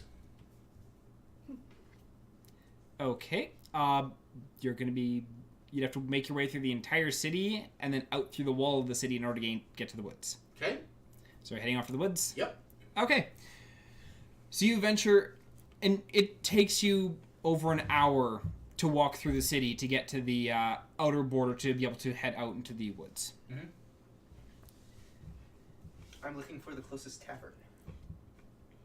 Funny That's the one that. that- Aside from the one that they're going? No, I'll go to that one. Okay. Okay, so you follow along, and Gearhill, so you're gonna go get Gearhill a drink? Encouraging Effie to come along with us. Is Effie joining you? Yes, Effie will join us. You're also playing Effie's character, so it's like, I'm encouraging Effie to join us. Fuck no! Fuck okay. So you encourage Effie, and she joins along. Excellent. And Gearhill is like, I know a great tavern. Come this way. And leads you to, and are you keeping up pace with them? Are you like walking alongside them? Are you following behind? I'll walk with the Typhon. Okay, so you're keeping pace with them already. Because I'm assuming the tiefling is right up beside Gearhill. Oh, yeah, you know it. Alrighty. What time of day is it? By this point, you're getting, it was early afternoon when you got, early afternoon when you guys had reached port. Took a few hours to unload the boat, so you're looking at later afternoon currently. Okay. Are the shops open? Yes. They are still open. Yeah, Okay. late afternoon. Like it's not. It's before 5 p.m. Okay. So I wanna just quickly, on the way out of town, I wanna stop off the blacksmith. I wanna go in. I wanna make a quick purchase. Okay. I wanna sell my scale mill, and I wanna purchase that breastplate that we were talking about when we were creating my character. Okay. That's So got the same our AC value but lower weight class. same AC value, lower weight class, and does not impose disadvantage on stealth checks. Yes. Okay. So How much is that? I uh, believe it was less than 500. it was 400 gold for that armor. Okay. Yeah, because you're going for the breastplate. Yes. It's 400 gold, and you'd get 25 gold back from your scale mail. Okay.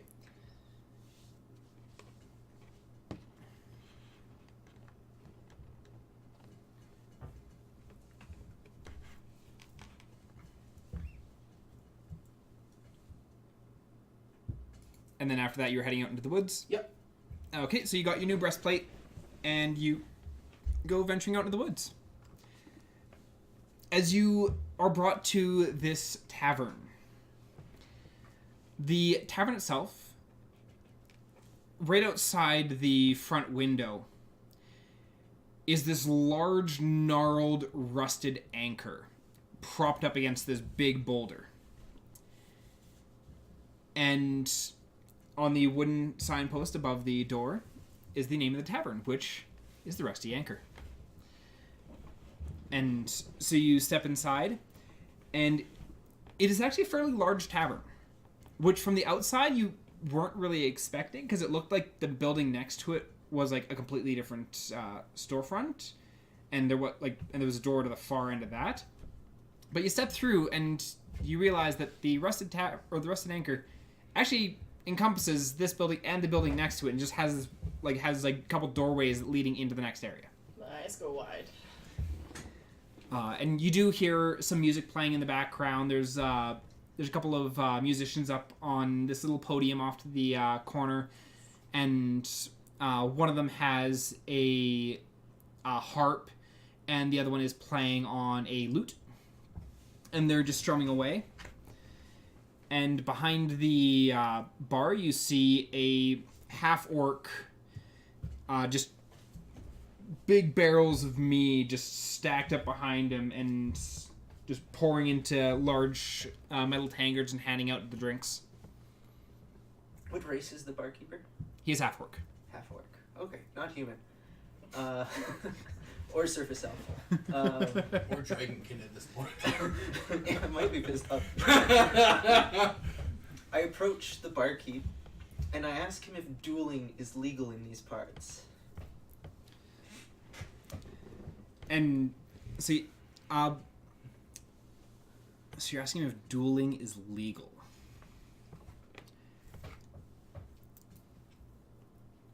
Make me a persuasion check. Ooh, 19. 19. Oh wait, persuasion, sorry, that's 17. 17, okay. Roll. So he looks around, he leans forward, and anything's legal if you don't get caught. And as he looks forward, you can see this scar across his throat.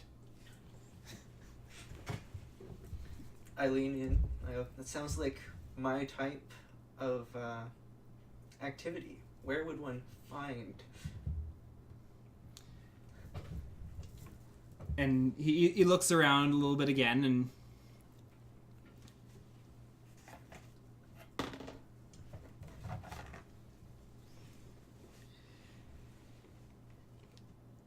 he stops for a bit, looks around, and then he steps back and he pushes open the door behind him and waves you through. I go in. Okay, you step through, door closes, and you're currently in a pitch black room. Because of your dark vision, you can see that there's not a whole lot in this room. There's a doorway to your left and a doorway ahead. Which one's closer? The doorway ahead. The room is a longer hallway this way, and there's the door down at the far end, but then there's a door directly in front of you. Oh, peek through the door in front of me. Okay, so you go and you grab the door and you push it open a little bit and you peek through, and it seems like a continuation of the bar that you just been in, except this door is the only entrance into this area, and you see a large dirt pit in the center of the room. It's dropped down about 2 feet, like wooden floor all around, and then it drops down about 2 feet, and then there's this dirt fighting pit, and the pit itself is about 30 feet diameter. This sounds like where I was looking for. I enter the room. Who else is in there? You see quite a few people. There's probably about 15 to 20 people in this room at the moment. There is a bunch of dwarves, a couple of half-orcs. You do see a couple of humans in there as well, and just a pish posh of just random races all gathered in this room. And in the pit currently, you can see two halflings brawling fist to fist, and just fighting just with everything they've got. And as you watch the one manage to knock the other one down, turns, reaches over the edge of the pit and grabs the leg of a stool and just smashes it over the back of the other halfling, sending him sprawling to the floor, to which the whole group just cheers. Does anyone seem like they'd be in charge? You do see one fellow in a surprisingly well-kept black suit, sitting up on almost like the referee chair that you'd see at like tennis or volleyball, where it's like held, like it's up a good few feet, and he's just sitting up there, and he's just kind of propped himself up like this, just staring down at the match in the ring. I will approach this person and ask how one would get involved in a duel. The Dragonborn. Of course. That's right, Dragonborn in a suit. That's why it's surprisingly well kept. Leans forward and down. Challenge an opponent. You make a choice of to the death or to give up. And then you drop your money in the ring. If they accept, well, you gotta fight. Are there any surface elves in the room?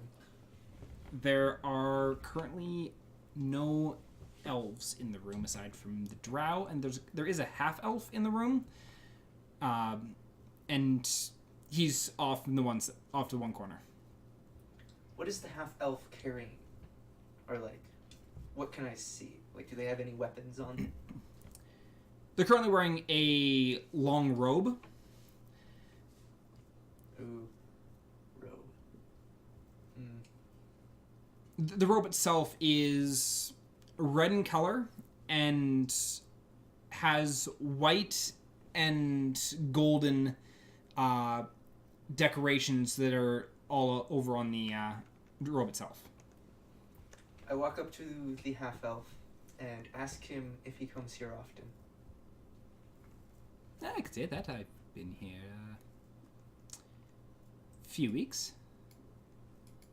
Do you fight? Why, certainly. Would you like to fight? What are you offering? I will bet my skill against yours with 100 gold pieces. You see him just like rubbing his like very sharp chin. 100 gold. Take that wager. To the death. I never fight to the death. Never fight to the death. I don't need that much blood on my hands.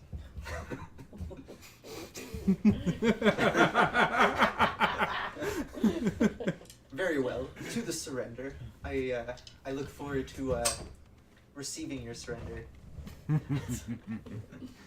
We'll see. So, we'll come back to that in a bit. This is the Goliath spot. So, you, Effie, and Garaheel are in the bar. You do see Zelkanea go up, chat with the bartender, and then get ushered off into a back room. What would you like to do? I ask Garaheel, all right, good chum, where's the best seat in the house? he laughs a bit and roll me an insight check. I thought that was a pretty innocent question. 6. He laughs and he smiles, then He looks around and walks you over to the nearest open table. All right.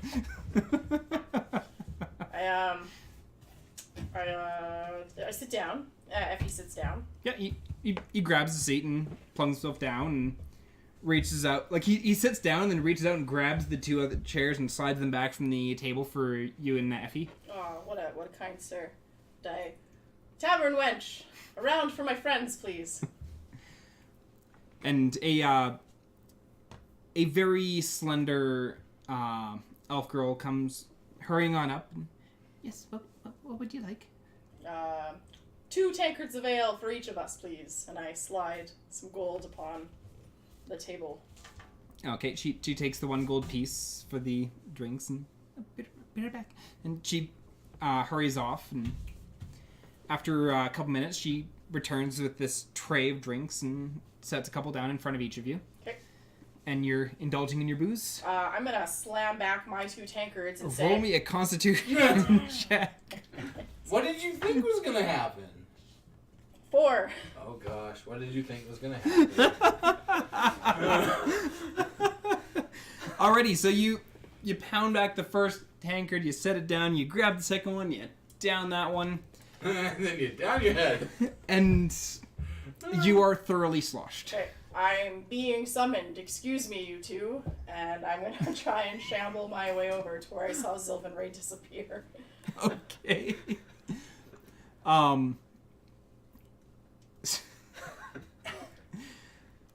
Giraheel kind of like looks oddly at you as you just up and stumble off.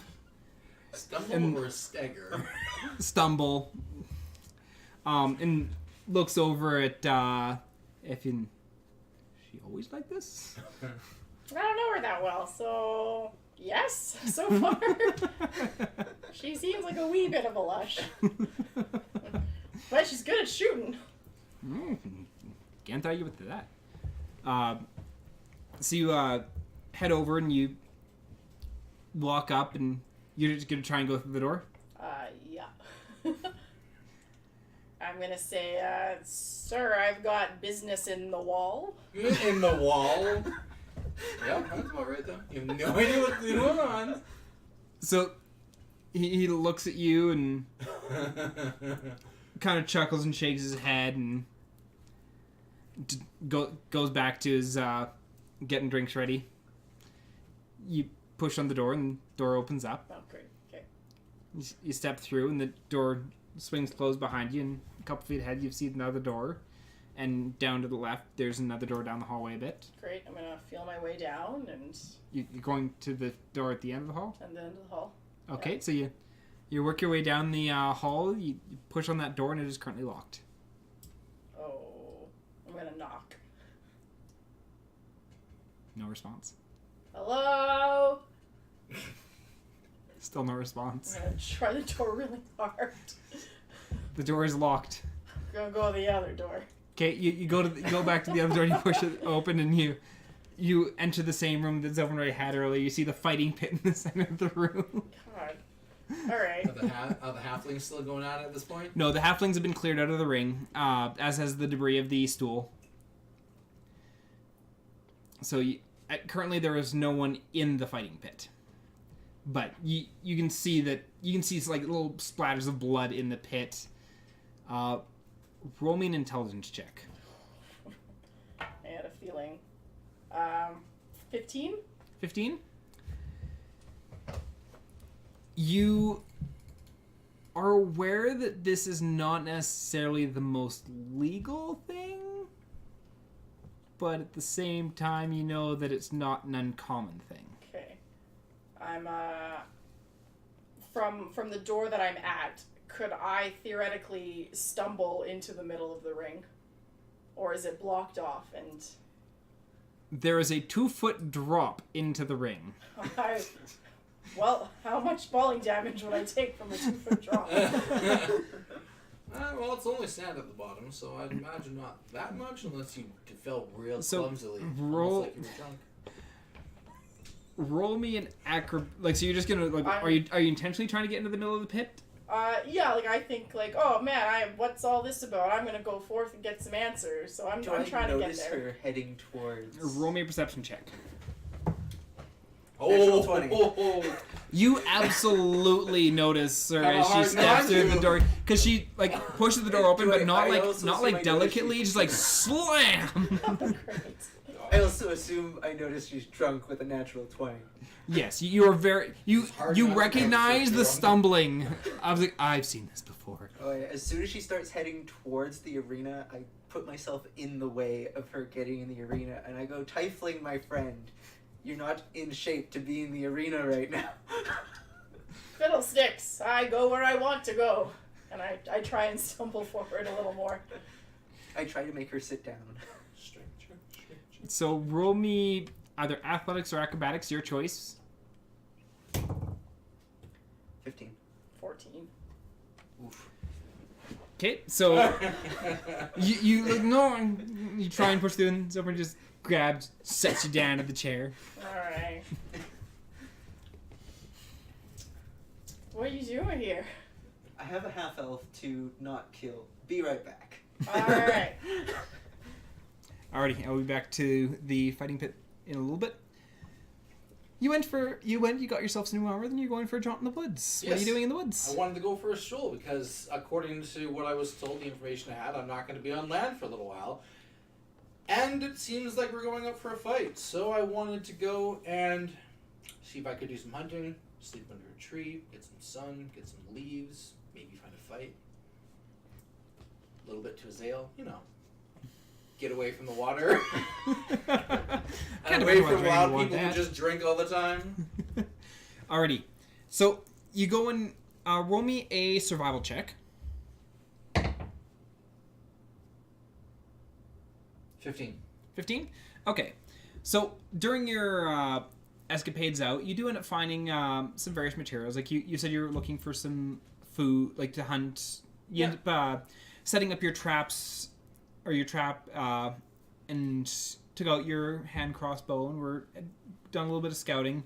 You did end up bagging yourself some smaller animals, mostly. Small game. Yep, some small game, which after if you were to dry them and season them and all that kind of stuff to preserve, like salting them to preserve them and all that kind of stuff, you would have about 4 rations worth.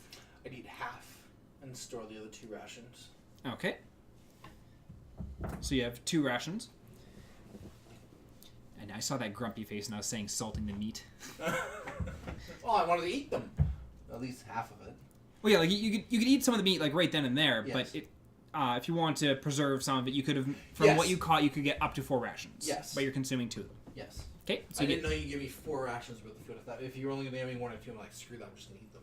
No, there's 4 rations in total. Okay, yeah. Eat half, sort of save the Yeah, rest. 'cause you spend a while out there hunting, and it's not your first time hunting either. Like you spent a lot of the This time is out my in the wilds. background. I know this stuff. This is why I went out here, because I wanted some enjoyment before I went back in the bloody water. Yeah, and then Potentially you were very looking bloody for water. leaves and stuff like that as well, or No, just wanted to find like a sunny spot with a tree that I could lay my back on and have a nice bit of sunbathing. okay. So you do end up after a while, like while you're doing some of the hunting, you do end up finding a clearing. You're just kind of like, in your head, just like, I'll remember this. I'll come back later.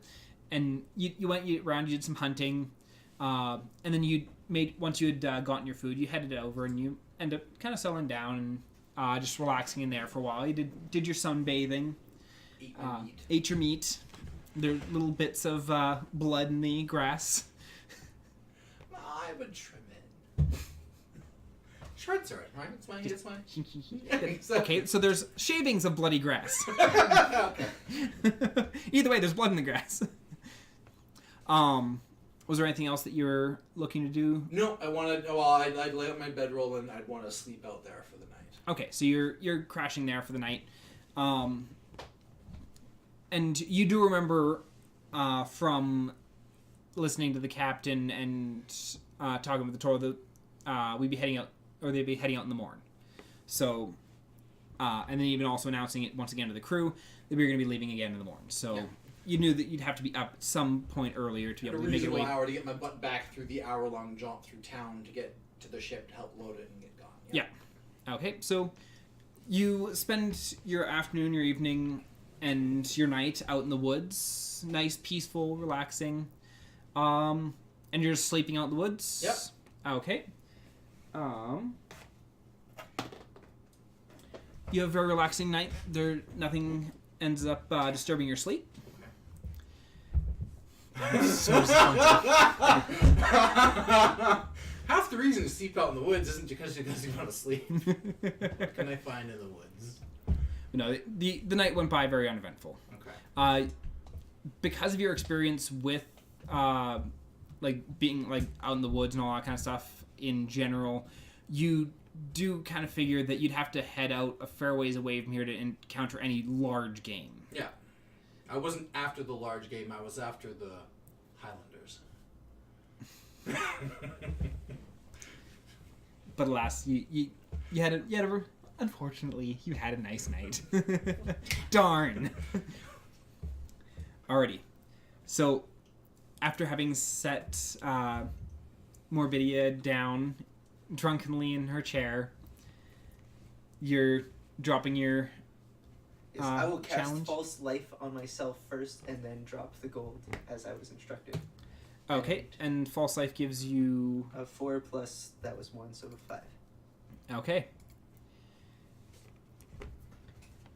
So you have your 5 bonus health. Let me grab a character for this.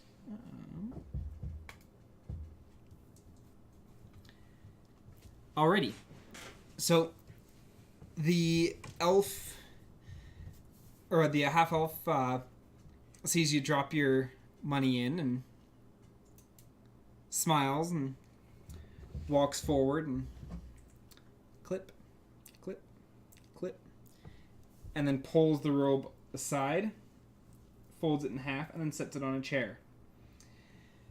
The elf is topless, male elf, topless. He has on his hands, which you hadn't seen before because they were draped in the arms of the robe, bandages tied around his wrists as well as his feet, and he's wearing fairly baggy pants as he steps forward and then hops down into the ring and just brings his hands up. I draw my scimitars. Okay.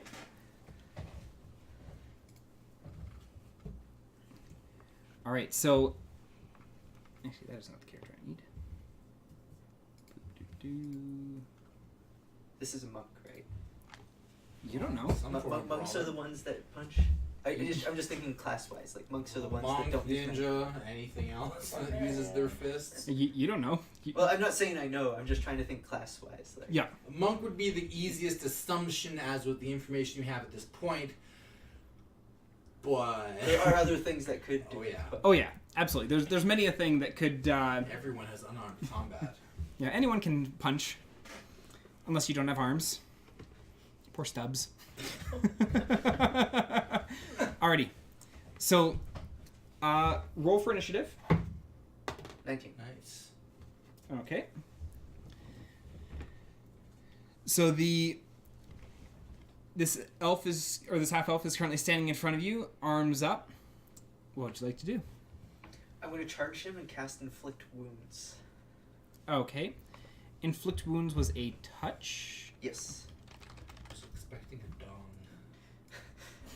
No, because that's only I really know, if I can hit 2 I know people. it wouldn't be the best use of it, but I was still expecting a dong. Sorry.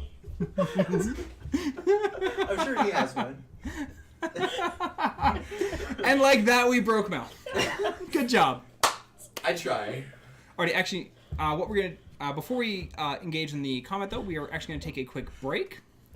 So we'll be back in about 10 minutes. Let them get something or to refill beverages if they need to. Let Mel stop giggling. That might take more than 10 minutes, but that's okay. I'm pretty sure that once we get back, we just say the word dong and Mel will be off again. So, yeah, we'll be back in about 10 minutes after this brief break. Why would you expect?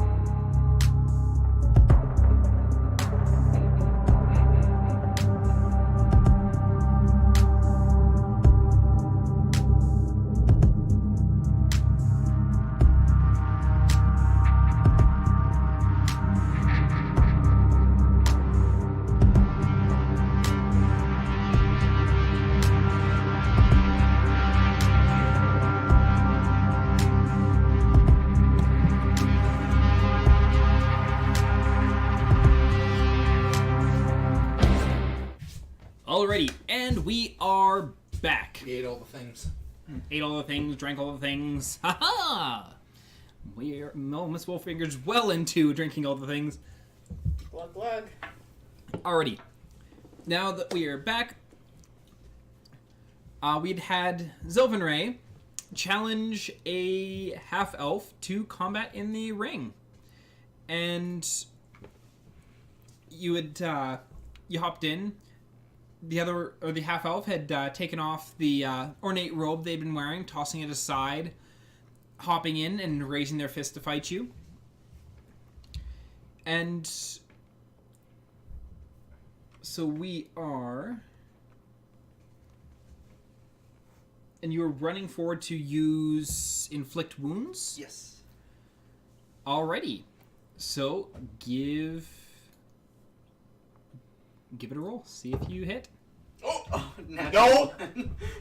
Natural 1. No. Alrighty, let's roll No. for severity on that one. How badly did you f this up? Roll again. Or do you roll for the severity, or does she? I thought she does.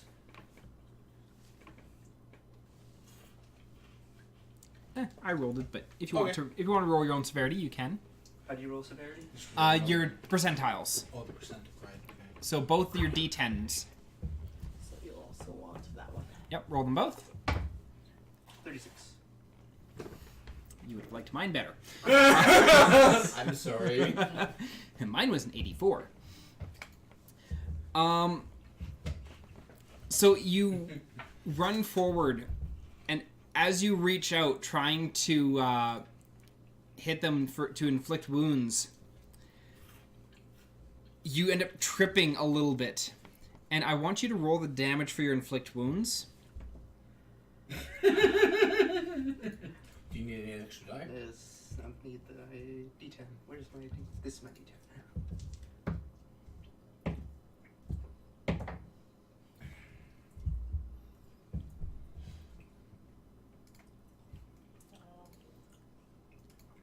That's a lot of damage. That's 25. That's a lot of damage. That would have been brilliant if I hit them. That's a lot of damage. That's a lot of damage! Do you inflict wounds on myself? You can at the end of the show. That's okay. You're not dead yet because you got that extra 5 to your life. So, you run forward, and as you do, you trip. And trying to catch yourself, you do end up tagging part of your body with your hand, and you are going to take half damage of your inflict wounds. Round it up or down? Down. So, how much damage? 12. 23? Was it 23 or 25? 25. 25? Yeah, so 12 damage. Oh, that was horrible. Job well done. Do I still have a bonus action? Yes, you do technically have a bonus action. I will cast Spiritual Weapon, which is this giant spider, of course, and try to make it hit him. It is. That sounds like it'll go real well. Okay, so... Can't be any worse, can it? And that's a 21 to hit. That hits, so roll for damage. I can't remember which damage for this. Was it not 1d8? Yeah, 1d8. Okay. Where's my d8? That's not d8. This one's a d8. And then it's 1d8 plus my spellcasting ability. 7, and then which one's spellcasting ability? Is that the +5? Oh, that's your to hit. Oh, that's Your spell should dictate what is... It should be like plus your int or something. it says plus your spellcasting ability Oh, so... modifier. Okay, so it'd be plus... What is your spellcasting modifier? Or spellcasting ability modifier? Oh, wisdom, or wait. Yes. Oh yeah. At the top of your page, it should say there, so... Okay, so... the +5 is your chance to hit. So it'd be with your wisdom modifier. Which is plus Which 3, is so plus- it'll be 10. No, +5 because I have Oh. proficiency. Then it'd be 12. No, proficient... Or that doesn't help proficiency? No? No. Oh. Spells do not get the plus proficiency for damage. So, yeah, then just +3 then. Okay. So that's 10. 10 damage. Alrighty. So, while you're flat on the ground, like the half-elf just starts laughing as you conjure this spider up behind them and then just slam into their back. And they turn and look. And there's a little bit of blood coming from their mouth. And kind of lick at it. And you watch them go from that very, like I'm ready to fight, and like prepared fighter kind of stance, to just turn and just flex as you watch some of their muscles bulge a little bit. Oh. Also, you are currently prone from having fallen flat on your face. He is going to make an unarmed strike against you. He does have advantage because you are prone. Does a 17 hit you? Your next character. A what? Does a 17 hit you? Yes. I look forward to seeing your next character. This isn't to the death. It wasn't. Now it's No, he specifically said not to the death. Yeah, and then you ended up at his feet doing half the damage to yourself. Okay. I didn't think it would kill her! So you take 4 points of bludgeoning damage. As he turns you into a little puddle of yuck. So he hits, Oh no. and actually, my mistake. 6 damage, not 4, because he gets +2 for raging. Alrighty. Your turn. It costs half your movement to stand up from being But he's prone. right in front of me, right? Yes. So I stand up, and I will attempt inflict wounds again. Hopefully to Hopefully with better luck. I really... 9. Okay. 9 It'll hit him, but it won't hit you. 9 does not hit. At least you didn't hit yourself this time. We're already on a better start. And then for my bonus action, I will make my spider hit him again. Okay. So you reach to try and hit him with that, and he bats the hand away. Roll for the spider attack. 22. 22 also hits. So roll for damage. 28. 2, 5. 35.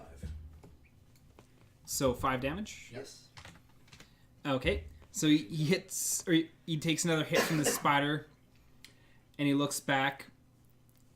And spiritual weapon does not gain an attack of opportunity, but he knows that he's in a bad spot, so he's going to get out from in between you and the spider, and he's just going to take a couple hops over to the side, and then he's going to take a swing in for your gut. Does a 20 hit you? Yes. That is 8 damage. Oh. So this isn't to the death, right? Because it's getting very close to be. So he nails you hard in the ribs, and like after feeling that saw connection, he's "Come on!" And it is your turn. Where is my... There we go. I'm going to, for my main action, I want to cast Cure Wounds on myself. Okay. And I'm going to cast it as a level 2 spell. Okay. So that I get to roll 2 d8s. Okay. So 3, 4, 7, and plus my spell casting, so... Plus your wisdom modifier, is it? Is that what your spellcasting so modifier? 3, so that's 10. Okay, so you heal back 10 health. And then, I'm assuming he's not 20 feet away from my spider? No, originally it was you, him, spider, and so he went from there to here. So it's him, you, and spider. Oh, yeah. He just I'm moves- going to get the spider to move, so it's me, him, spider again. Okay. And then the spider will swing at him Make a again. check. Okay. And that is a 16. 16 does hit. And that's 7 damage. Okay. Man, your spiders didn't work for you. Can't seem to touch anything though except yourself. I'm just in the stands and I'm like, no law in the dark. Bloody your fists on his face. Go, Sylvan Ray, go!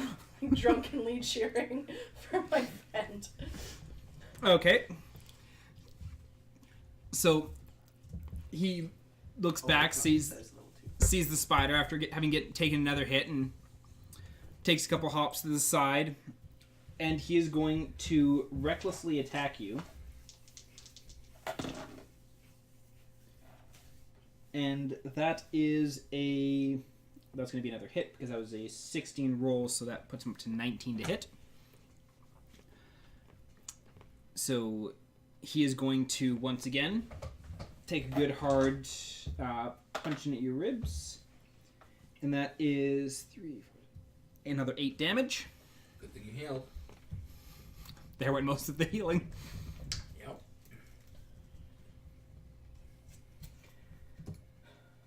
Okay, let's try this again. Inflict wounds. If at first you don't kill yourself, try it again. That is a 14. 14 misses. Dang it, son. 3 for 3. On misses. Bonus action, spider, 16. I need to do this the other way around. I know, right? So 16 I thought hits. You said your inflict wounds can do 40 damage. So why are you always in with the spider? Because it's a bonus action. Because wrong RNG's guy. a bitch. That's 8. 8 damage? Yes. Actually, what kind of damage does the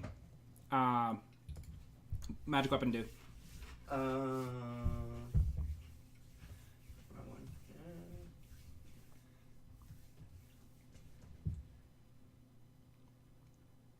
Force. Force damage? Okay. Just wanted to verify that. Alrighty. So, he's... Actually, is magic weapon a concentration spell? Is it? I think it might be. Evocation.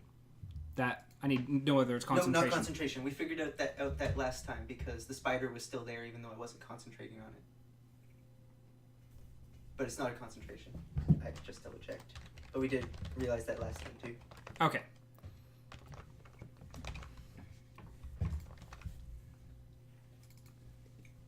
Yeah, evocation and concentration is kind of useless information. Okay. No, it is a concentration spell. What? It doesn't say Magic concentration weapon, in here. duration, concentration up to 1 hour. Oh, my thing doesn't say concentration. Weird. Are you sure? And are you sure? Because it's not up to 1 hour, it's up to 1 minute. Back out and go. Yeah, it says evocation there. It didn't actually say concentration on yours, yeah. Well, Wait, what's evocation's the a magic type. what's the spell? Spiritual weapon. Oh, spiritual weapon. Never mind. I was looking at magic weapon. Herpaderp. That is a very different spell.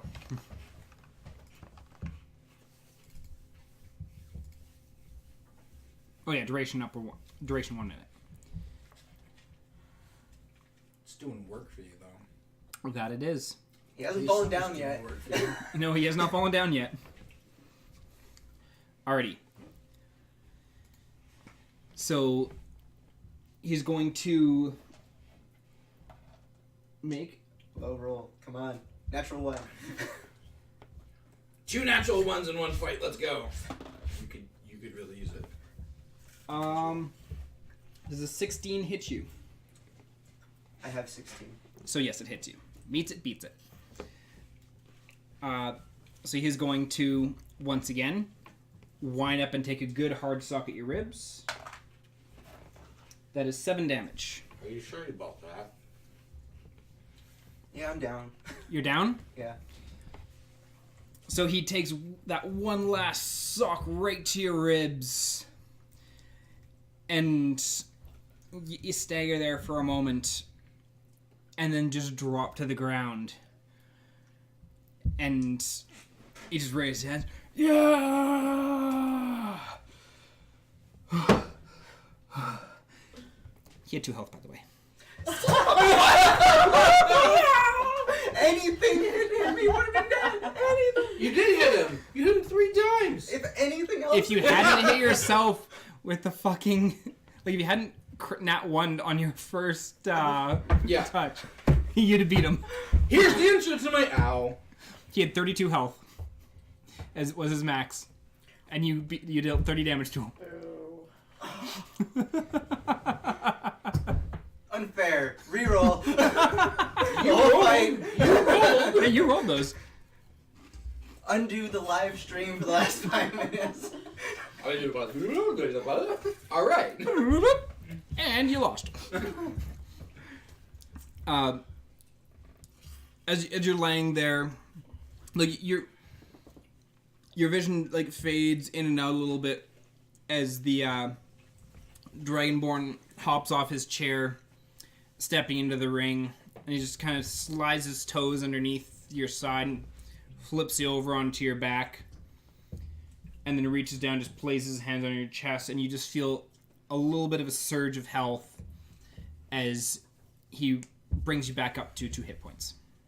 And then he walks out, hops back up on the podium, and slumps back into his position, and the half-elf picks up your bag of... double or nothing. Takes it and clips his money in onto his belt and goes and takes his robe, puts it back over, and... Not today. No. We both have 2 hit points. Come on. I can hit you with the spider one more time. Are you sure about that? As you not want to accidentally hit yourself. 1, you might kill yourself before he can hit you. That's true. But you need to mark off 100 gold because you did place the bet and lost it. That was very fucking close though. When I'm just looking at that, I was like, I have no idea how much health Zelkanea has right now. Well, she took 7 damage. Like, well, and then as you're like just like stopping there, it's like, oh, there we go. She had 6 health at that last hit, so if that was a 5 roll, I would have gotten one more match, one more opportunity for her to stab herself in the eye real hard. Look at this pretty dagger. So you've now watched your friend fall. And This is bullshit! And I shamble over into the ring to go and pick up Sylvan Ray. Roll me a athletics or roll me acrobatics. Acrobatics. Dang. That one's worse. 14. Okay, you do not fall flat on your face. Nice. I want to shamble over and be like, "It's okay, buddy. You'll get him next time. Let's go get you patched up." And I try and pull Sylvan Ray up off the ground. Roll me a Constitution check. How drunk are you? 13. You've significantly sobered up. You're like having watched your friend get in the tar beaten out of them That's pretty sober. by this half-naked elf or the half-naked half-elf. You sobered up a bit, and so and also with your getting into the ring without falling flat on your face, you're getting your feeling back. You're okay. I'm good. And so you still feel a little bit of the buzz of the alcohol, but you're no longer sloshed. Okay. Tell you what, next time we're here, I'll fight him for you. You're up. Too damn the first roll that you used it. That's all you would have needed. Yeah. Do you come willingly? As I walk out, I cast Toll the Dead on the elf that just beat me. Okay. It's not going to end well for you. She doesn't think about her actions. This elf just beat me. I am super racist. It's a male surface elf. Half elf. And you didn't say it doesn't. You didn't specify what part of the elf was. It could be half drow. Question. What components does Toll the Dead have?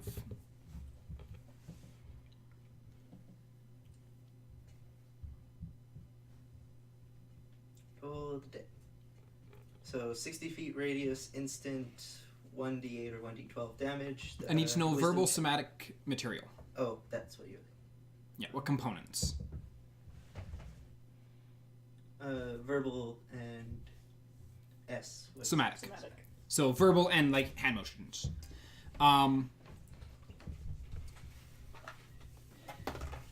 Make a stealth check.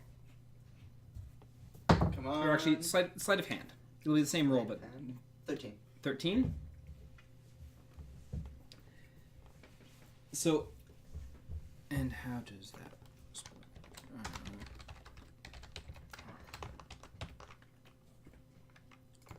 Do.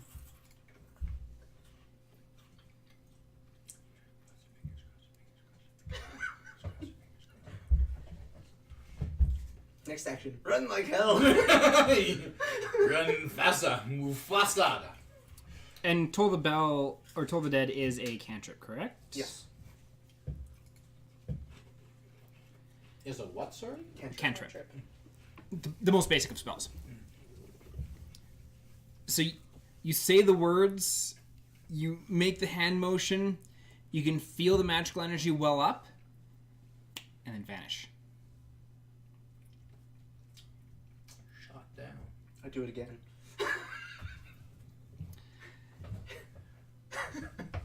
As you... There goes your stealth check, by the way.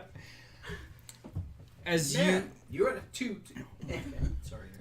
you start trying to conjure it again, as the Dragonborn has now hopped off of its podium Scratch that, run. and is walking towards you. Scratch that, I'm leaving. I stop mid-spell as soon as he's gone, bye. So you just drop and then just run. You just run. I look around kind of confused. Why are we running? Because your partner's an idiot.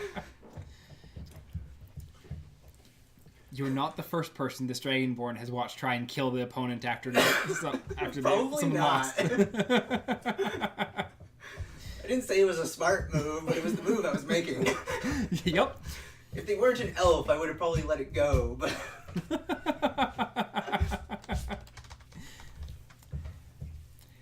So, you run out into the front area. Straight out, I'm leaving the whole place. You're leaving I'm gone. you're leaving the tavern as a whole. Are you trying to keep up? No, I'm walking out, but I'm not really effectively keeping up. I'm just Okay, gonna- you just full keel sprint out of the inn or out of the tavern, and you're just kind of Yeah. So I head back to where my friends are. okay. You sit down at the table. You've got Giraheel and Effie still sitting there, just casually drinking. They're by no means attempting to pound back 2 drinks. Responsible lads they are. They both finished their first drink, but they've not gotten, or they're still nursing the second drink. Okay. What have I missed? Effie kind of looks at you. And says, well, Giraheel here was just regaling me of the tales of where he grew up. And Giraheel just smiles and one of many. Great. Kind of reaches out and just cracks his arms a little bit and. So, I'm gonna go now to the ship Awkward. and leave you two alone to your devices. I've got some healing I think needs to be done. And I'm gonna leave. Okay. Yep, and walk out of the tavern and Great. Just head back to the boat. heading back to the boat. Yeah. Okay. Where were you running off to? I'm gonna run back to the boat, and you know the kitchen, how there's those alcohol things that I wanted to blow up earlier? I'm really glad I didn't blow them up now, because I'm going to put my head under it and just start going. Must forget about what events that transpired this night. So as you're reaching back to the docks, You look around. The majority of the crates that you had all unloaded have been dispersed from the dock. You do still see the occasional dock hands walking around and hauling a couple of extra crates away. But the majority of the cargo that you guys had all unloaded is no longer on the dock. You see a couple of people up on the ship. You do see Throck sitting just on the railing in front of the helm, just fiddling with the dagger in his hand. And as he sees you approaching, he kind of flips the dagger and sheathes it on the little strap that he has on his hip, or his thigh. Just kind of tucks the dagger in there and... Oi, what brings you back? Yeah, looks like you took a beating. I walk past him. He just watches you make the walk of shame down into the or into the underbelly. Okay. So you get down and you're trying to drunken yourself up? Yes. Okay, are you just going until you're... I'm just going until I black out. I'm gonna black out right there. Okay, roll me a constitution check.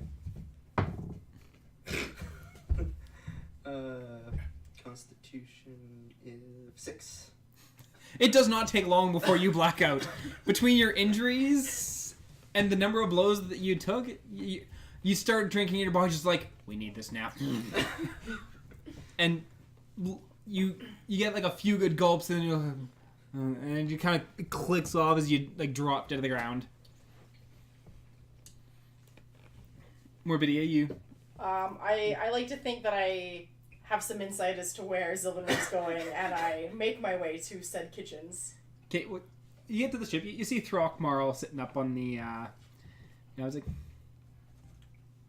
Motions to the stairs, and they don't look too good. Thanks, I figured. Have a good night. Give the thumbs up, and then... He nods to you and pulls out his knife again and starts fiddling with it in his hand as you head downstairs. So... You get to the bottom of the stairs, you turn left, and you see Zelkanea just laying there. She's just plastered on the floor. Yeah, very not surprised to see that. I'm gonna move Zelkanea into the position where she throws up. She's not gonna choke. So recovery position. Recovery position. There we go. Okay. And I'm gonna take my piece of chalk and draw a chalk outline around her for safety. For safety. Yeah, so people are very aware not to step on her. Okay, so you traced her outline? Or? Yeah. Okay. Yeah, because I have chalk in my inventory and I'm gonna use it. Damn it. I'm not surprised you have chalk in your inventory. And I'm gonna drink beside my buddy. Not like head under the caps. So you grab yourself a tankard, you top it up, you sit down beside them and start drinking away. Are you pounding it back? Or you... No, I'm gonna nurse this one gently. Okay. Was there anything else that you're wanting to get done today since you are still in town? No. No? No. Okay. Did you have any high hopes of having anything else done aside from getting the tar beaten out of you? How late are shops open? Into the evening. Like you're laying there for a while, and you do eventually come to. Your body still hurts like hell, but... When I come to, I just yell, shield! I need a fucking shield! Alright, we'll see what we can get for you. And so are you getting up and heading into town trying to find a shield? Yes. Okay. Are you joining your compatriot? Or are you just going to keep nursing your booze? I'm gonna go to the deck with my tankard in hand and enjoy the nice night. Alrighty. So you head back up to the deck and you just nursing your drink, enjoying it, going back, getting the occasional refill as needed. And are you just crashing on the ship for the night then? Oh, I sure am. Okay, so Yeah. your night winds down and comes to a very peaceful end. Partway throughout the night, or partway throughout the evening, though, you do see Giraheel return to the ship, Effie not in tow. And Gary Hill gives you a nod and heads down and below deck and slips back onto one of the cots and goes to sleep. You head out, and it is getting to be a bit later evening as you heading away from the boat after having awoken from your drunken stupor. And actually, roll me a Constitution check. 18. Okay. You have a little bit of a headache, but not as much as you thought you would from being blackout drunk. Your body made you pass up if you drank too much. Yeah, pretty much. Maybe you just bled out all the booze. But you went out and you go moseying through town. It takes you a little bit to find somewhere that...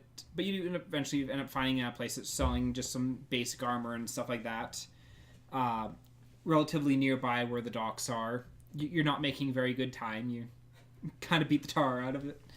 But you do end up finding somewhere that sells shields. And Rewan, just buy yourself a basic shield. I tell the man that Loth demands his best shield. That Loth demands his best shield. Okay.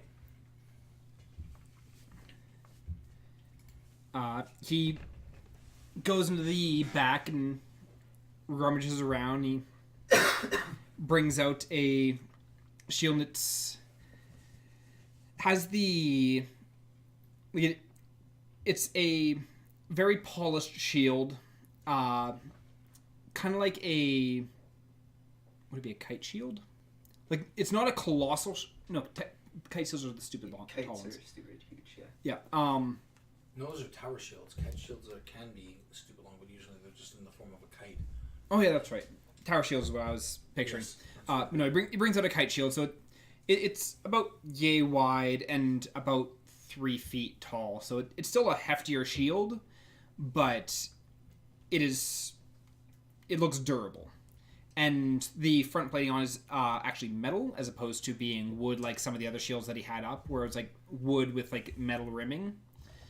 And he brings that out and he sets it down and it's like 10 gold.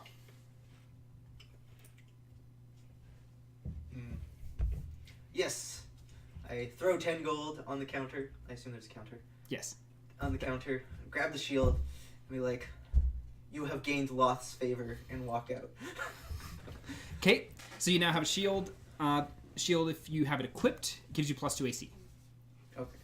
If you are dual wielding your scimitars, you cannot have the shield equipped. Would I be able to have all of those, like, on me at the same time so I could choose in each combat? Be like, draw both shields or draw a shield? Well, you can't draw both shields. You can only hold one. Sword, sorry. Or draw. I want to draw both shields or one shield. Which one do I want? I mean, you could buy another shield, but shield that. Except dual shields does not stack. Believe me, I've checked into this. I wanted to have a gnome that had nothing but or just had a pair of shields and just stupid high decks and just hunker himself down. Unfortunately, the AC does not stack. You can have your shield basically strapped onto the back, and then your swords. Okay. So at the start of combat, you can like pull out the shield and then grab one sword. If you're switching mid-combat between your shield and sword and 2 swords, you could either drop your shield on the ground and take an action to draw your sword, or take an action to stow your shield and a second action to draw your sword. Okay. For in the event that you're not wanting to throw your holy shield on the ground. Okay. And how much does my shield weigh? 6 pounds. When I get back to the boat, I stumble up to my tiefling friend, and I go, do you know how to paint spiders?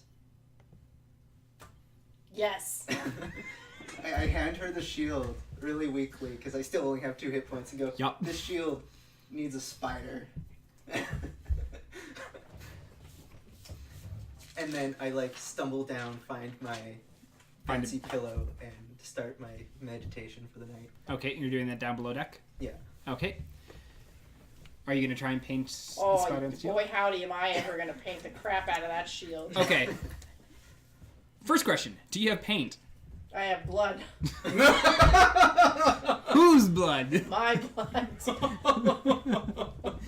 Alrighty. Second question. Actually, you wouldn't. I know that you're not proficient in painting stuff. Sure not. So, Oh gosh. okay. In this case, then, you can either opt to. What would we do for this? Actually, let's do a dexterity check. Like, how long do you want to spend trying to do this? I would give it a solid 45 minutes. You know, like re-pricking my finger, squeezing out the blood. So I'll give you dexterity check. Let's see how... Dexterity check to see how nice you did this spider. I really hope I roll a 1. Nice. Crappy. Hey, that's a 17. 17. Okay.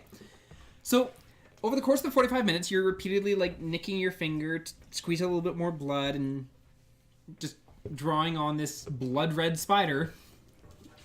And by the end of it, like, it's not like this superbly, super detailed spider by any means, but it definitely looks spider-esque. And you've seen Zelkanrea's scimitars before, so you kind of get an idea of the kind of spider that Zelkanrea had on those. So you get it fairly close. Like, all in all, it looks like a decent spider. I'm amazing. Also, you take point of damage. Repeatedly stabbing your finger for 45 minutes. If only diabetes was a thing now. Were you watching or did you run off? No, I went and That's right. I will retreat. It's just a heal. Back to the beds and. Okay. So you head back down, and roll me. Actually, what is your passive perception? Passive perception. Remind me. Oh, right there. 12. 12. Okay, and what is your passive perception? 15. 15. Okay. Never mind then. So neither of you end up noticing as Effie eventually heads into the boat. And she does come downstairs, look around, and see you meditating on the pillow, and quietly creeps by. And I don't know how she quietly creeps by in that, but she rolled a natural 20. So she quietly creeps by and looks in the room. She sees Gary Heel on the one, caught you on one of them. She kind of nods and turns and heads back up, and she heads on up to the crow's nest and takes a rest. The next morning, you all awake. Prior to the sunrise, I wake up and I scurry back into town. Yep, you're the first one to awake, and you mosey back into town. As you're heading through the town, the shops are in the process of just opening. Is there any magic shops in the town? Nothing that you passed on your way out. And you could try and explore, but due to the time frame you have, you're not confident in finding something to get into the docks. Okay, just jog right past everything and head down to the docks. Okay. So you get back down to the docks and you board the boat. You have finished your meditation. Your wounds have sealed themselves. You now have back your spell slots. You feel like a whole person. You also have your spell slots again. Heal my HP. Your 1 health. And so you've all managed to band yourself up. You're back to health, and you head up towards as you guys are heading around on the boat. As you're returning to the boat, you do see Captain Isaac. As you're boarding the boat, Captain Isaac walks up, or is walking down the dock towards the boat as well.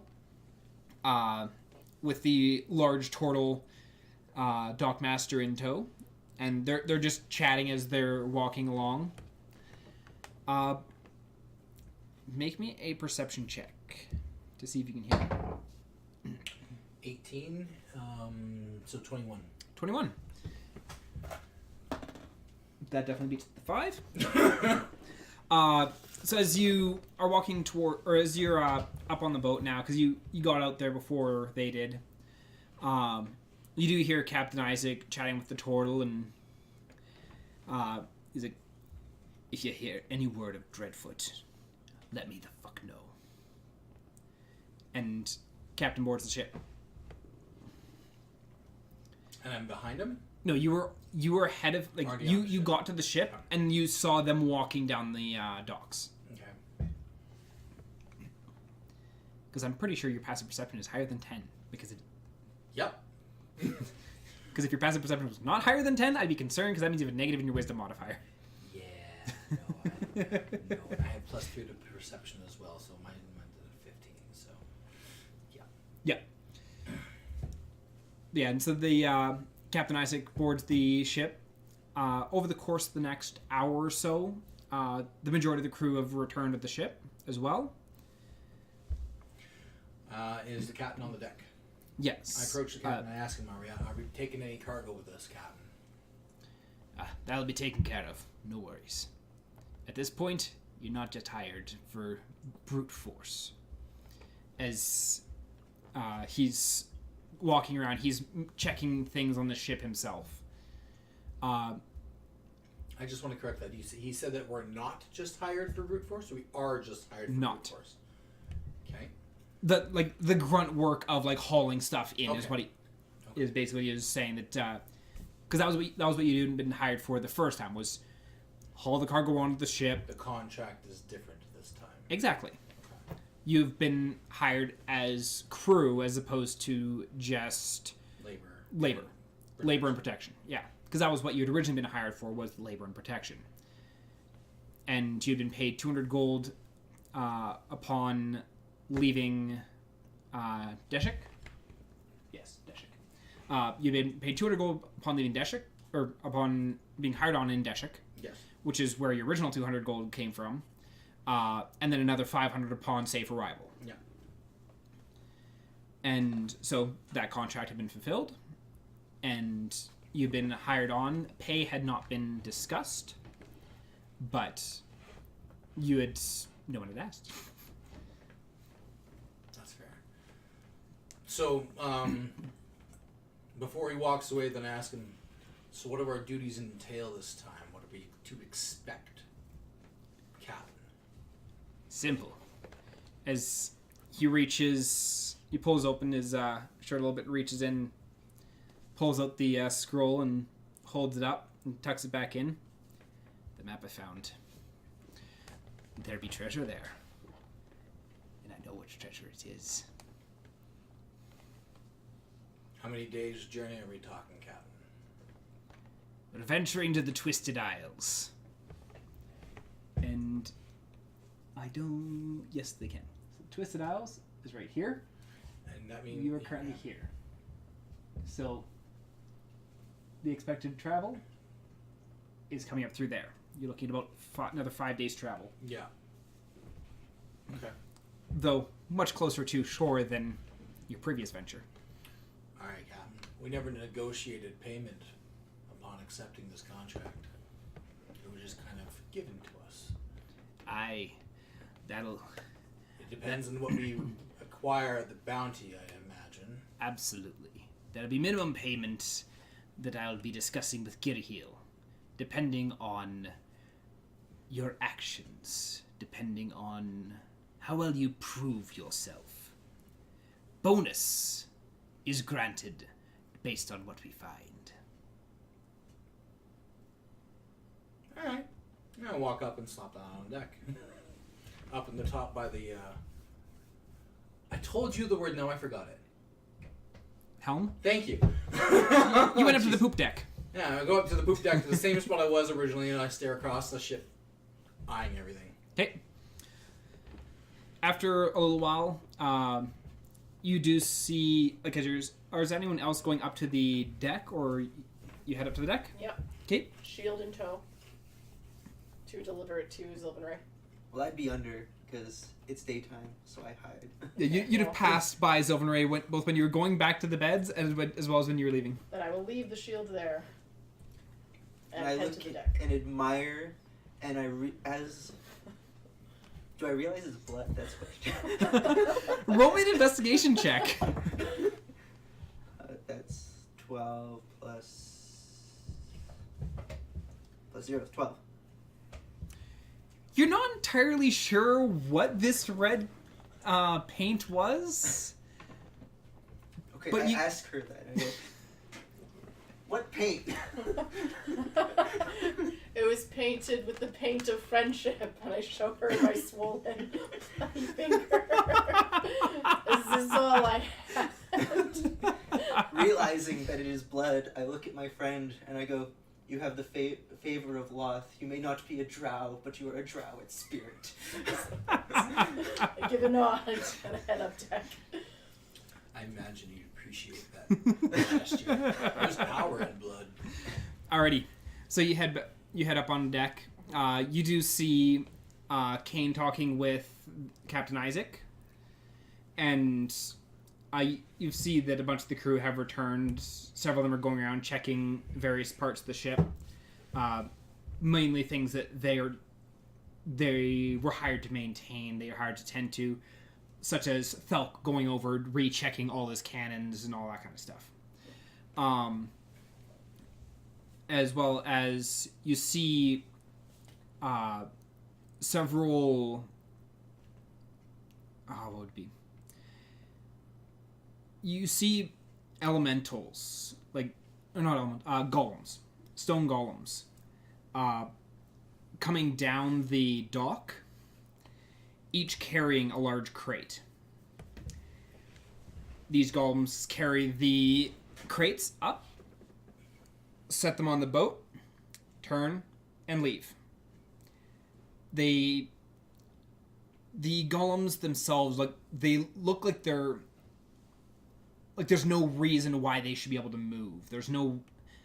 they're shambles of rock that have been somehow melded together and are somehow being controlled. Neat. But they do not appear to have any kind of cognitive function. They're given an instruction, follow the instruction completes, they leave. And as they go through, there's several golems that end up loading all this gear onto the deck of the ship. And then several of the deckhands and some of the other various crew start grabbing these contents, or grabbing these crates and bringing them down below deck. Is there anything anyone else is wanting to do? I'd like to shout. Is the captain still on the deck?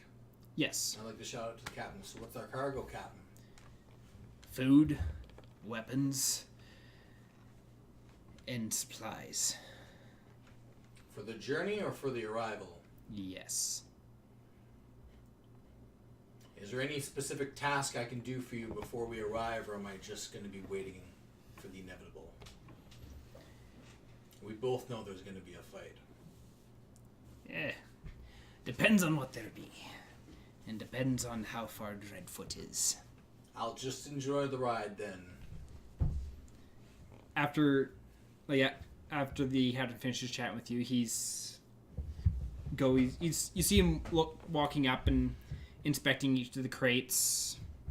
And after he's inspected them, he's signaling to the crew to take the crates down below. And he's not ripping open most of them, but he walks up, he inspects the crates. There are a couple barrels that he goes and grabs a crowbar and pries the top off, moves some of the food that was inside some of these barrels around, and cracks it back on, hammers it back into place with the blunt end of the crowbar, and gets that hauled down as well. And after about an hour, the crew has brought all these supplies below deck. You've seen the entourage of people going past you on the tween deck, carrying large cargo and crates down below deck. Sorry, was it making sound? No, it was, Oh. What would you that like was- to do? yeah, you're seeing all these people like bringing the cargo down below deck. I cast Detect Magic. Figured. Like always. Try not to be so... I'm joking. Suddenly, the ship explodes. Well, gee, you guys. Natural No. 1 on Detect Magic. I don't even have to roll a die for Detect Magic. You detected everything but magic. The entire ship lit up like a flame, and then your eyes went blind. Make the alcohol explode now. Aww. But no. So you cast Detect Magic as you're watching them hauling this up by. And how long does Detect Magic last? 10 minutes. 10 minutes? Okay. It takes them about an hour to like haul everything down below deck. Once I knew that there was stuff on board, I'd go investigate, and I'd head up, and then so that I'd be able to see all the crates that were on board. Okay. So as you start seeing them like haul things down, so you quickly cast Detect Magic and venture up on the top of the deck. And you're walking around, and there's moments where you feel like there was a slight magical glimmer, but when you turn and look, it's gone.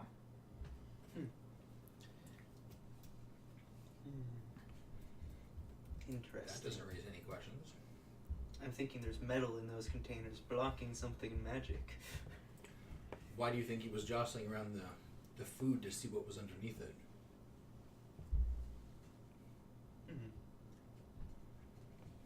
So anything else you all are wanting to do before the ship set sail?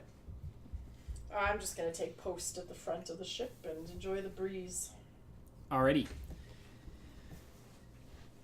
After a while, Gear Heel does come up onto deck and walks up and takes his usual position, standing by the front of the boat, and looks over to you and what of that funny business day?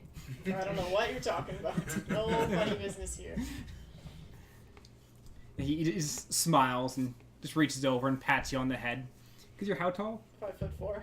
Yeah. He reaches over and just like pat, pat, pat. Like barely has to lift his arms. But the ropes are cast off and the ship disembarks from port and makes way towards the Twisted Isles.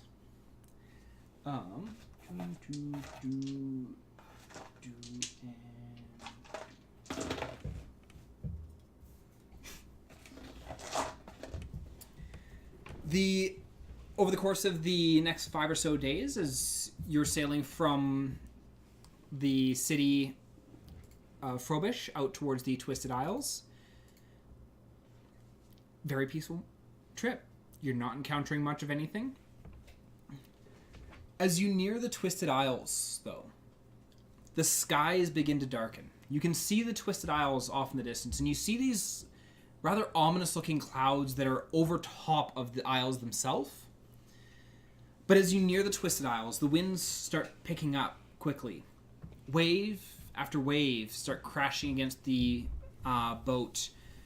The sailors start rushing around, securing sails and tying themselves off onto various parts of the ship as well. The temperature, which had been fairly warm up to this point, plummets with a cold blast of wind. Clouds churning overhead. These clouds flicker as streaks of lightning sprawl across the surface of the cloud. I grin. A loud clap of thunder echoes across the ship, echoes across the water, and so close you can feel the shake of this thunder to your very core. The torrent of rain, seemingly shaken loose by this clap of thunder, begins to pour, stinging like a barrage of small stones. Another flash of lightning cracking immediately after. The winds, picking up even more, send water splashing across the deck of the ship. What would you like to do? I look up to Gear Heel and say, that web could be pretty handy right now. I'm just kidding, buddy. And I'm gonna head back towards the captain's quarters. He smirks and as he's got a rope and tying himself to the ship as well. So you're heading over to the captain's quarters? I'm gonna tie myself off there. Okay, you're tying yourself off by the captain's quarters. Yep. Okay. What are you doing? My signature move now, detect magic. You detect no magic as far as the storm is concerned. Alright, I will, so I assume the sun isn't a problem right now. So Correct. You have there's dark stormy clouds overhead. Yeah, so I'll be up on deck, and I will also tie myself near Tiefling friend. Okay, so you also tie yourself off to the boat? Yes. I stand in the middle. I'm not in the poop deck no more. I stand in the middle of the ship and I tie myself to the main beam and I stand there. Sword's draped over my shoulder right now. I don't have it drawn. Okay. What is Effie doing? Effie is Probably in the crow's nest. Is in the crow's nest. I think Effie thinks she's gonna be more useful down on deck. So before the storm already gave way. She's gonna carefully climb down so as not to lose her grip. Yeah. The storm all rolled up very quickly. It was like within a matter of about a minute to minute and a half. It went from relatively clear skies to these clouds just billowing overhead. All right, so she's gonna carefully climb down. Okay. So she gets down, or as she's heading down from the top, Isha, kind of like cringing a little bit, back arching as she's just kind of looking around and shakes some of the water out of her tabaxi fur. I'm sure she loves the water. Oh, she's thrilled. But you can see her just like digging her claws into the base of the crow's nest as she grabs a rope and with one hand quickly wraps it around, starts tying it off. Effie will say, "I'm sorry, my friend, but my great axe is more useful on deck." Okay. Descends. So as you've all tied yourselves off, I'm assuming that Effie is tying herself off as well? Yes. I was like, no, I'm just going to stand here. You all tie yourselves off, and the boat is rocking quite heavily. Like, even... in comparison to anything that you had encountered up to this point while on the boat. I picture this feeling. As you are standing there and you're tied off to various things, the boat tips to one side, and then as it's coming as it's like trying to right itself and it's tipping back the other way, a large wave crashes and sweeps across the deck, and I need you all to make a dexterity saving throw. Or actually, there's an acrobatics saving throw. 12. 14. 10. And what about Effie? Oh, thank you. Sorry, Effie. 6. Sorry, Effie. You did it bad. So as this wave crashes across, you see a bunch of the crew just getting yanked to the end of their lines, and anyone who got below 12, so you did hit 12, so you do succeed. But Effie and Kane both get swept off their feet and are swung to the side, hitting hard at the end of their ropes, and they're going to take 1 point of bludgeoning damage. And so they hit the end of that, but because they had tied themselves off, they aren't cast off the ship. But they do take that sudden abrupt halt as the rope catches them. You see one of the sailors who's securing one of the ropes in the sail. The wave crashes as it hits him, throws him off balance, and the abrupt shifting of the boat, his body lifts up and past the rail of the boat as he swings down and slams into the side of the boat on the other side of the rail. How close is he to me? You tied yourself off to the mast. Mm-hmm. So he would be less than, or from the mast to the edge of the boat is 10 feet. Okay. Where was he when he was initially trying? What was he trying to tie himself off to? The mast or the rail? He was tying himself off to, like, there's some like metal rings on the deck of the boat as well, and he'd been tied off to one of those. He's about 15 feet from your, like, where he went over the rail is about 15 feet from you back towards the poop deck. Okay, I'm nowhere near the middle though, because I was just thrown to the edge of the rope, so I'm close to the rail. As he goes over, I reach out to try to grab him. Okay. Give me a... You're trying to grab him before he goes over? Yes. Okay. In action. Give me a dexterity check then.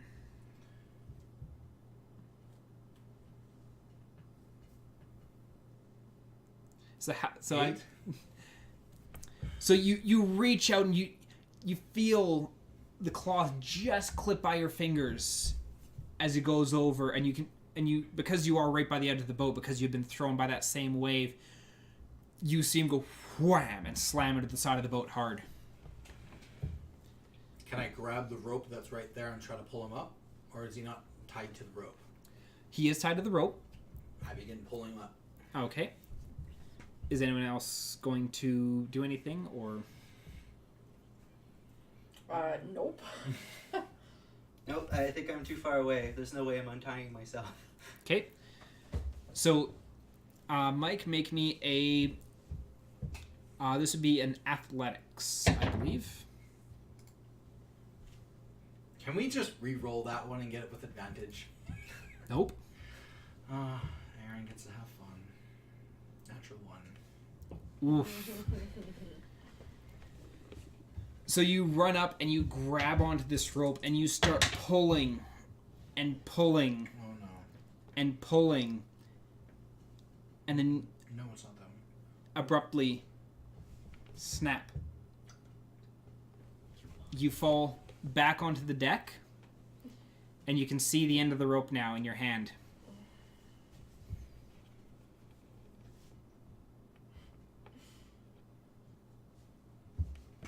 Okay. You monster! Oh, For trying to pull him up? you pulled him up very poorly. Well, I don't have control over the RNG of the pull. I'm pretty sure you wouldn't have stabbed yourself in the eye if you had the option either. I didn't stab myself in the eye. I simply inflicted wounds through magic. On Just a yourself. lot of them. A lot of wounds instantaneously. Oof. Alrighty.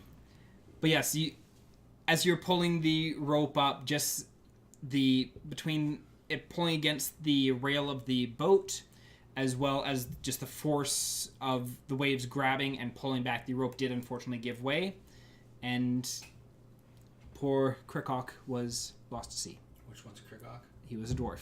Oh, okay. I'm sorry. That's not the one that dislikes me. No, it was not the one that dislikes you. We need the guns to work for what's coming next. So you fight your way through the storm for about 10 minutes. Is anyone doing anything aside from you attempting to save him? Going back to the...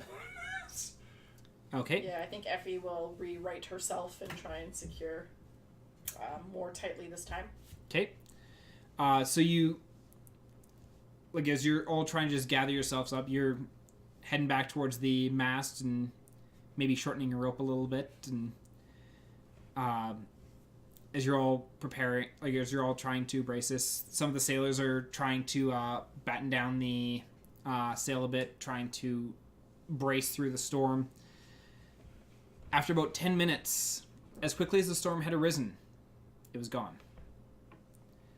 The barrage of rain, of like harsh rain, shifts into a gentle spattering across the deck of the ship. The lightning and thunder still rolling amidst the clouds in the distance as the storm has passed over you, but is no longer an immediate threat.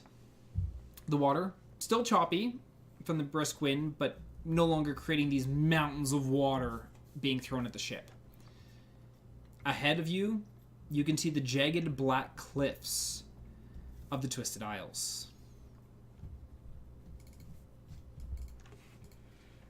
The ship slowly starts making its way along the edge of the Twisted Isles, being cautious of the reefs that are in the area. Giraheel has actually stepped out onto the bowsprit and is watching overboard for anything that is within the water itself. Corals and whatnot. Yeah. Enemies. After venturing up alongside the first isle, just around into the edge here, you do have a small inlet that the ship comes into and then anchors.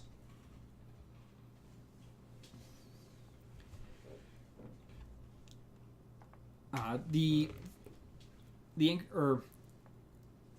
closer approach to the island, once the ship had anchored itself, and it's still a little ways away from shore, just due to closer approaches of a larger vessel like that is still inhibited by the rocks and the reefs beneath the waters.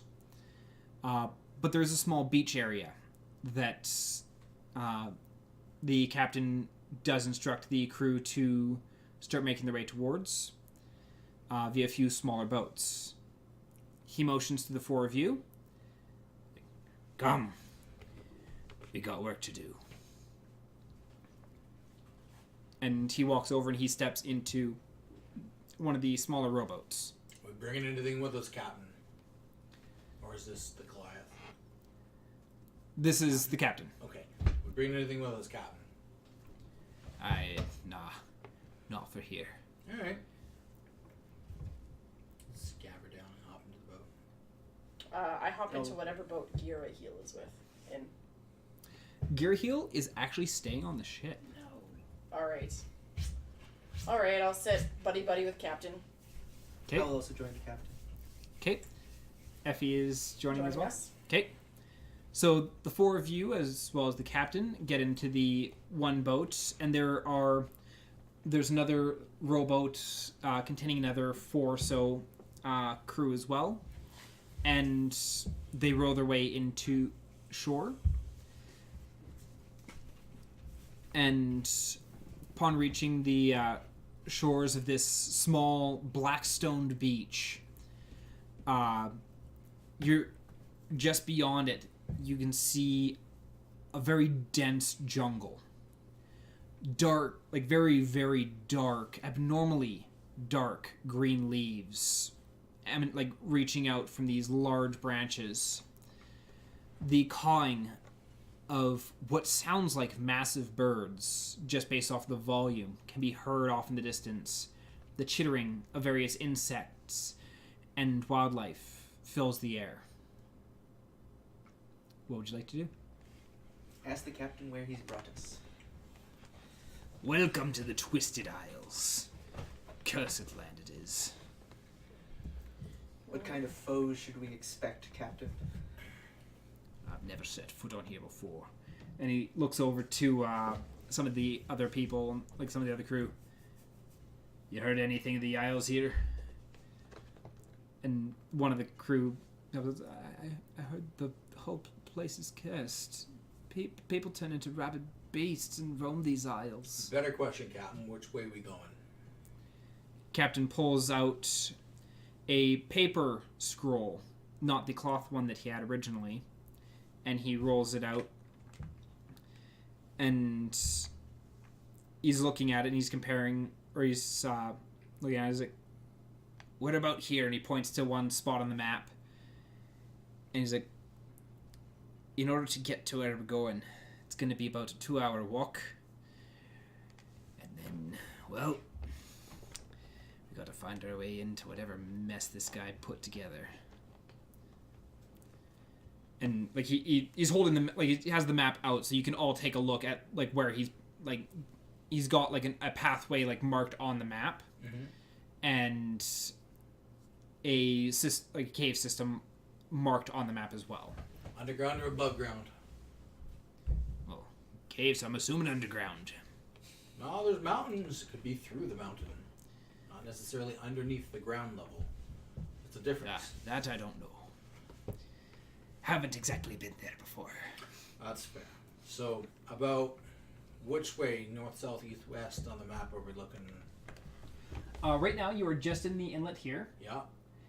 and he's guiding you up into here. So we need to go You're going north. over the bush, through the north. All right. Yeah. I take out my short sword and start walking into the jungle. Is anyone else doing anything? Yeah, would there be any chance with a history check to know what it is the captain's seeking? Specifically, like if it was like old booty from a cursed pirate lord or something? Give me a history check. 14. Painfully average. You've heard of the Twisted Isles before. You've heard that you've heard rumors that the islands themselves are cursed. There are hundreds of tales of what curse is on the island, and very rarely do any of the stories line up, like match up with each other. Okay, I give a look around and I cast mage armor on myself. Okay. How long does mage armor last? 8 hours. Ooh. Would I be able to do a history check to know if there's any deep dark connections to these caves that we could potentially go into? Oh, trying to get into the Underdark? Yeah, the Underdark. Just in the area. Roll me a history check with advantage on this. History. You said advantage? Yeah. 17. 17.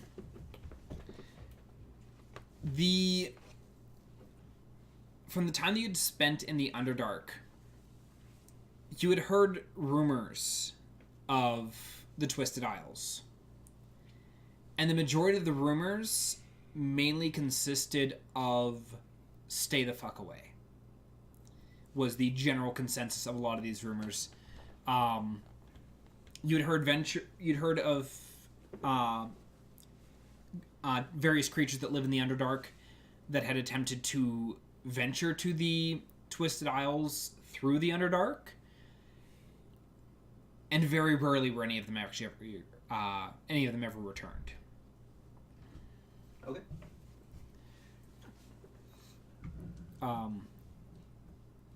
Anything else?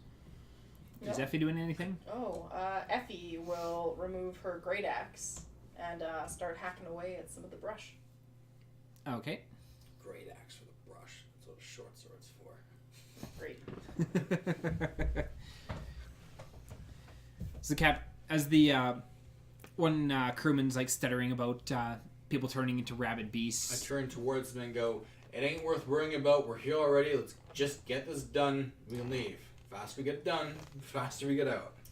Captain Isaac smiles. He's like, he's got the right idea. Now, all of that is superstitious hogwash. Rumors of curses are made to keep people away. I still reckon, if they are locals, they're not friendly. The captain, once again, takes another good look at the map and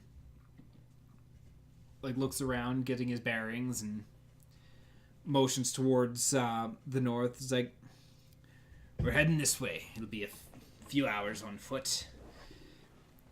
Is it like flat, raised, lowered, all kinds of random terrain? All kinds of random terrain. It's very dense forest, so you are needing to cut your way through in most cases. Yeah, I'm picturing a bunch of jungle like if we were watching a... Of course. Johnny Depp movie. Pirates of the Caribbean? Thank you. Like it's a Pirates of the Caribbean movie kind of scenario. I'm just trying to wonder if it's like, are we like staring straight at a cliff wall, or can we go straight in the direction he wants us to go? The beach that you had found was basically like an angled beach out to where it's like on most of the ridge around the island is like harsh cliff rock, which is why you had to basically dock so far away. Is because of the jagged cliffs. So it's all going to be steep uphill from the cliffs. From where you are, you're going to be going uphill, but then once again, you're entering into the deep forest. There's a lot of ups and downs scattered throughout the. So I woods just itself. head north in the direction that the captain pointed to and start chopping away at the short sword, making my way through the bush. Okay. Trying to make as little noise as possible and keeping my eyes very open to movements in the bush and the tree because I'm trained in scenarios similar to this from my background. Yeah. So, as you guys are all preparing to venture in as well, the captain turns and looks at the four people or the four crew who had come to the beach as well, and he points to one of the humans, and he points to a half-orc, and he's like, "You two with us," and points to the other two. "Keep the boats ready." And the two that he had pointed to, the half-orc and the human, both join along and start heading in with you. I beckon back to the other two before we leave and say, set a trap after us in case something comes for you. Give you at least a little bit of an edge up and if something runs to the beach. And I keep going. Is it a very narrow passage to the beach, or is it? It's a fair, like, the beach itself is probably about 70 feet long, but just as soon as it's hitting the edge of that, it's going once again up into steep cliffs, and the beach itself narrowing into the forest closes in a fair bit as it's going up. All right. Setting something gives them some element of advantage in case they get attacked, and that's why I advise them to set something up so they can play around that in the case of an ambush. No, absolutely. I mutter under my breath, if I get caught in that, I'm coming for you. I saunter forward. Keep your eyes open. He's a pirate. What kind of trap do you think he can lay? Hopefully it helps stall their death. I hope they didn't hear that. So, I mumble about. I don't care if they did or not. In Underdark comment, I mumble about his obsessiveness. alrighty. I'd rather be prepared and not need it than not prepared and need it. You don't know what I said. So I need a marching order for everyone. A marching order? Marching order. Basically, because it's the forest is very dense. I take You're Vanguard. probably not wanting to spread out in like one straight line sideways and trying to all cut your own path. Yeah. I'm in the front. I'd imagine I'd have at least the most experience with this kind of nature from what I know of my colleagues, so I just kind of took point. Okay. So who's behind Kane? I like to think Effie would be. Just trying to help clear more of the brush away as she follows behind Kane. Okay. I would actually advise her to be at the back, is what I would say. If she was asking that, I would tell her to go to the back. What would Effie say? Fine, I'll go hang out with Morbidia, I guess. Enjoy dying first. Well, and I would follow up when she spoke in the tone of aggression or reluctance, and say, so that means you get the best jump on them when they come at us, as Overwatch. Great. So I take it you're at the back with Effie as well? Yeah. Okay. Whereabouts are you? I was going to say I was second from the back, but I'm guessing you do second from the back. So I'll be third from the back. I'm hesitant, don't want to be at the front, but I don't want to be the last one either. Fair enough. Okay, so I'm confident in my abilities in woods. I don't trust anyone. I know. You think I trust you in the front? You take us off the cliff? I'm And then blind! all right. So And you don't have a... Well, Actually, do I have disadvantage here because of how dense the forest is? why would you have disadvantage? No, for the sun. Do I have disadvantage from the sun? How sunny is it?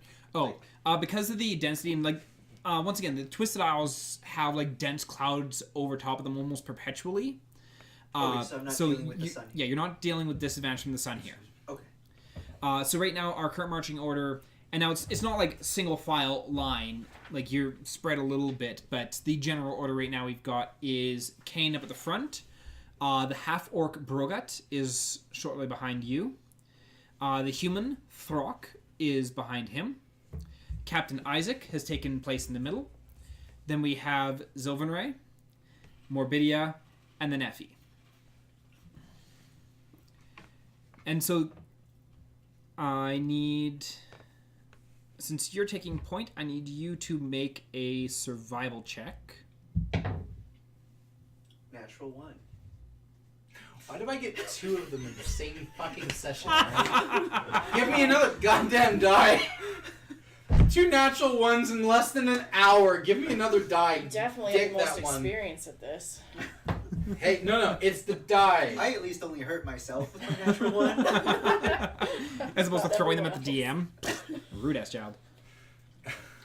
Hey, rude ass die. Less than an hour. We didn't even get off the ship, and I rolled my last natural 1. Hey, but now you're off the ship. You're fine. No, I'm not. So, as you're pushing through the woods and you're cutting your way through,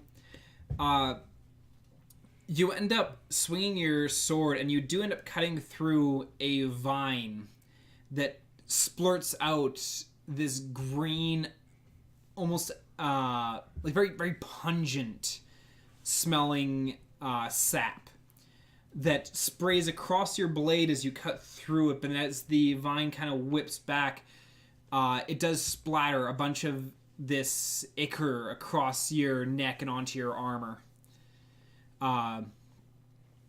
It doesn't hurt, but it doesn't smell pleasant.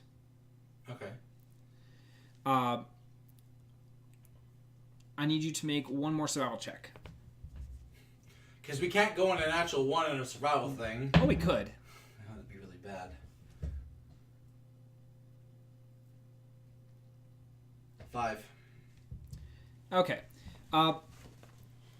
Because of your history with navigating through jungles, like you're fairly confident in where you're going. But there's something about this place that sets your... My survival's in woods, not jungles. There's a difference too. Fair. So please use that rather than... I hope at least. Well, even then, it's the whole concept of navigating through forest of some sort. But there's something about this isle that seems to be messing with your internal compass. Okay. Haven't we been here before? Gosh. So it takes you what was originally expected to be about 3 hours. Takes you closer to 5 to actually get to your destination. You do eventually find your destination, or at least the destination that was marked on the map. But you feel strange that it took you as long as it did to arrive there. And even because the dense canopy of leaves overhead, you can't even use something like the sun to get a general bearing of this is north or anything like that. Yeah, that makes sense. None of the normal tools that a trailblazer or a man of the woods would have would be present. Yeah. Okay.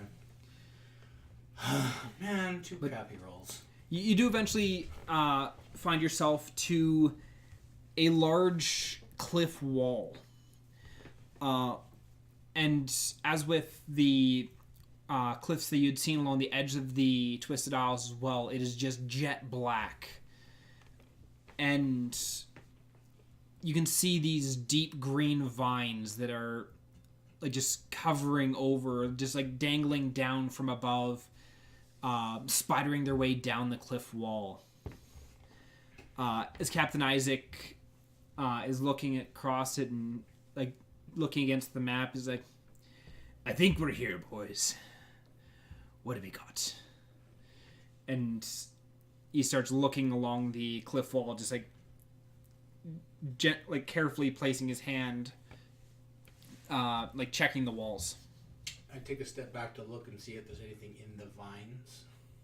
Like okay. Skeletons. Roll me a perception check.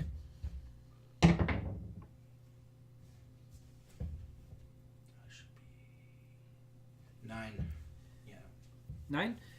You're not seeing anything in the... like anything abnormal in the vines. There's no bodies or anything like that tangled up in the vines. Okay. May I also look at the vines? Yes. My perception is 23. 23. Jerk. Or 22. 22. Okay. As you're looking at the vines and you're like just looking around, and as you're looking, you see a patch of vines that seem to be pressed in. Almost as if they were trying to wrap onto something that wasn't there. I'll point this out to the captain. Captain walks forward and pushes, just takes his hand and pulls the vines to the side a bit. And there is a cave entrance behind the vines. And he looks around and gives them a good hard pull to the side. And the entrance, and you see inside to this cavern that the walls just inside are smoother stone, almost as if they were carved.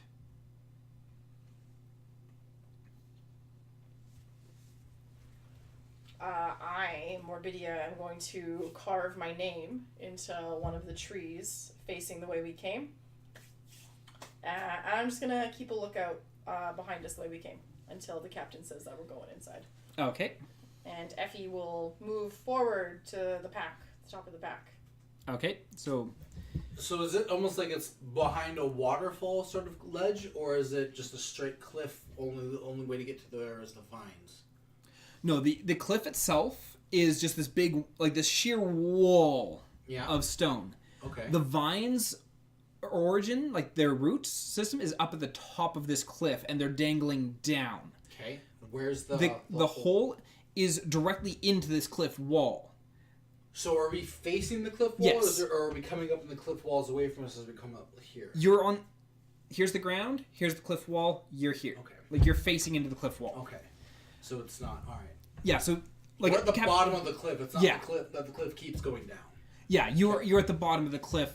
You can look up and just look at this massive cliff above you. Okay. And the hole in the wall is literally directly in front of you. Okay. So I turn to the captain. Is this what we're looking for? Aye. And he goes and he pushes the vines, exposing the entirety of the hole, and waves everyone forward. And then he turns to Brogut and Throck. You two wait here. Keep guard. Let us know if anything comes. I recommend that I take point, as underground is my specialty. Alrighty. And as you enter this cave, that is where we're gonna call it for the night. It's 10:50 now. And we will pick up there in a couple of weeks, because you've got stuff going on this upcoming Sunday. Next week it's Easter. Next week is Easter, so I think most of us have stuff. Yeah, I'm being dragged out with my family as well, so we're not going to have a For Severity episode next weekend, or next Sunday, but we will the following Sunday after that. We're calling it here for the night. Thank you all for those who had tuned in. Thank you once again to my lovely players who have come to get dragged through my stories. And we'll try not to kill too many of our crew. Great.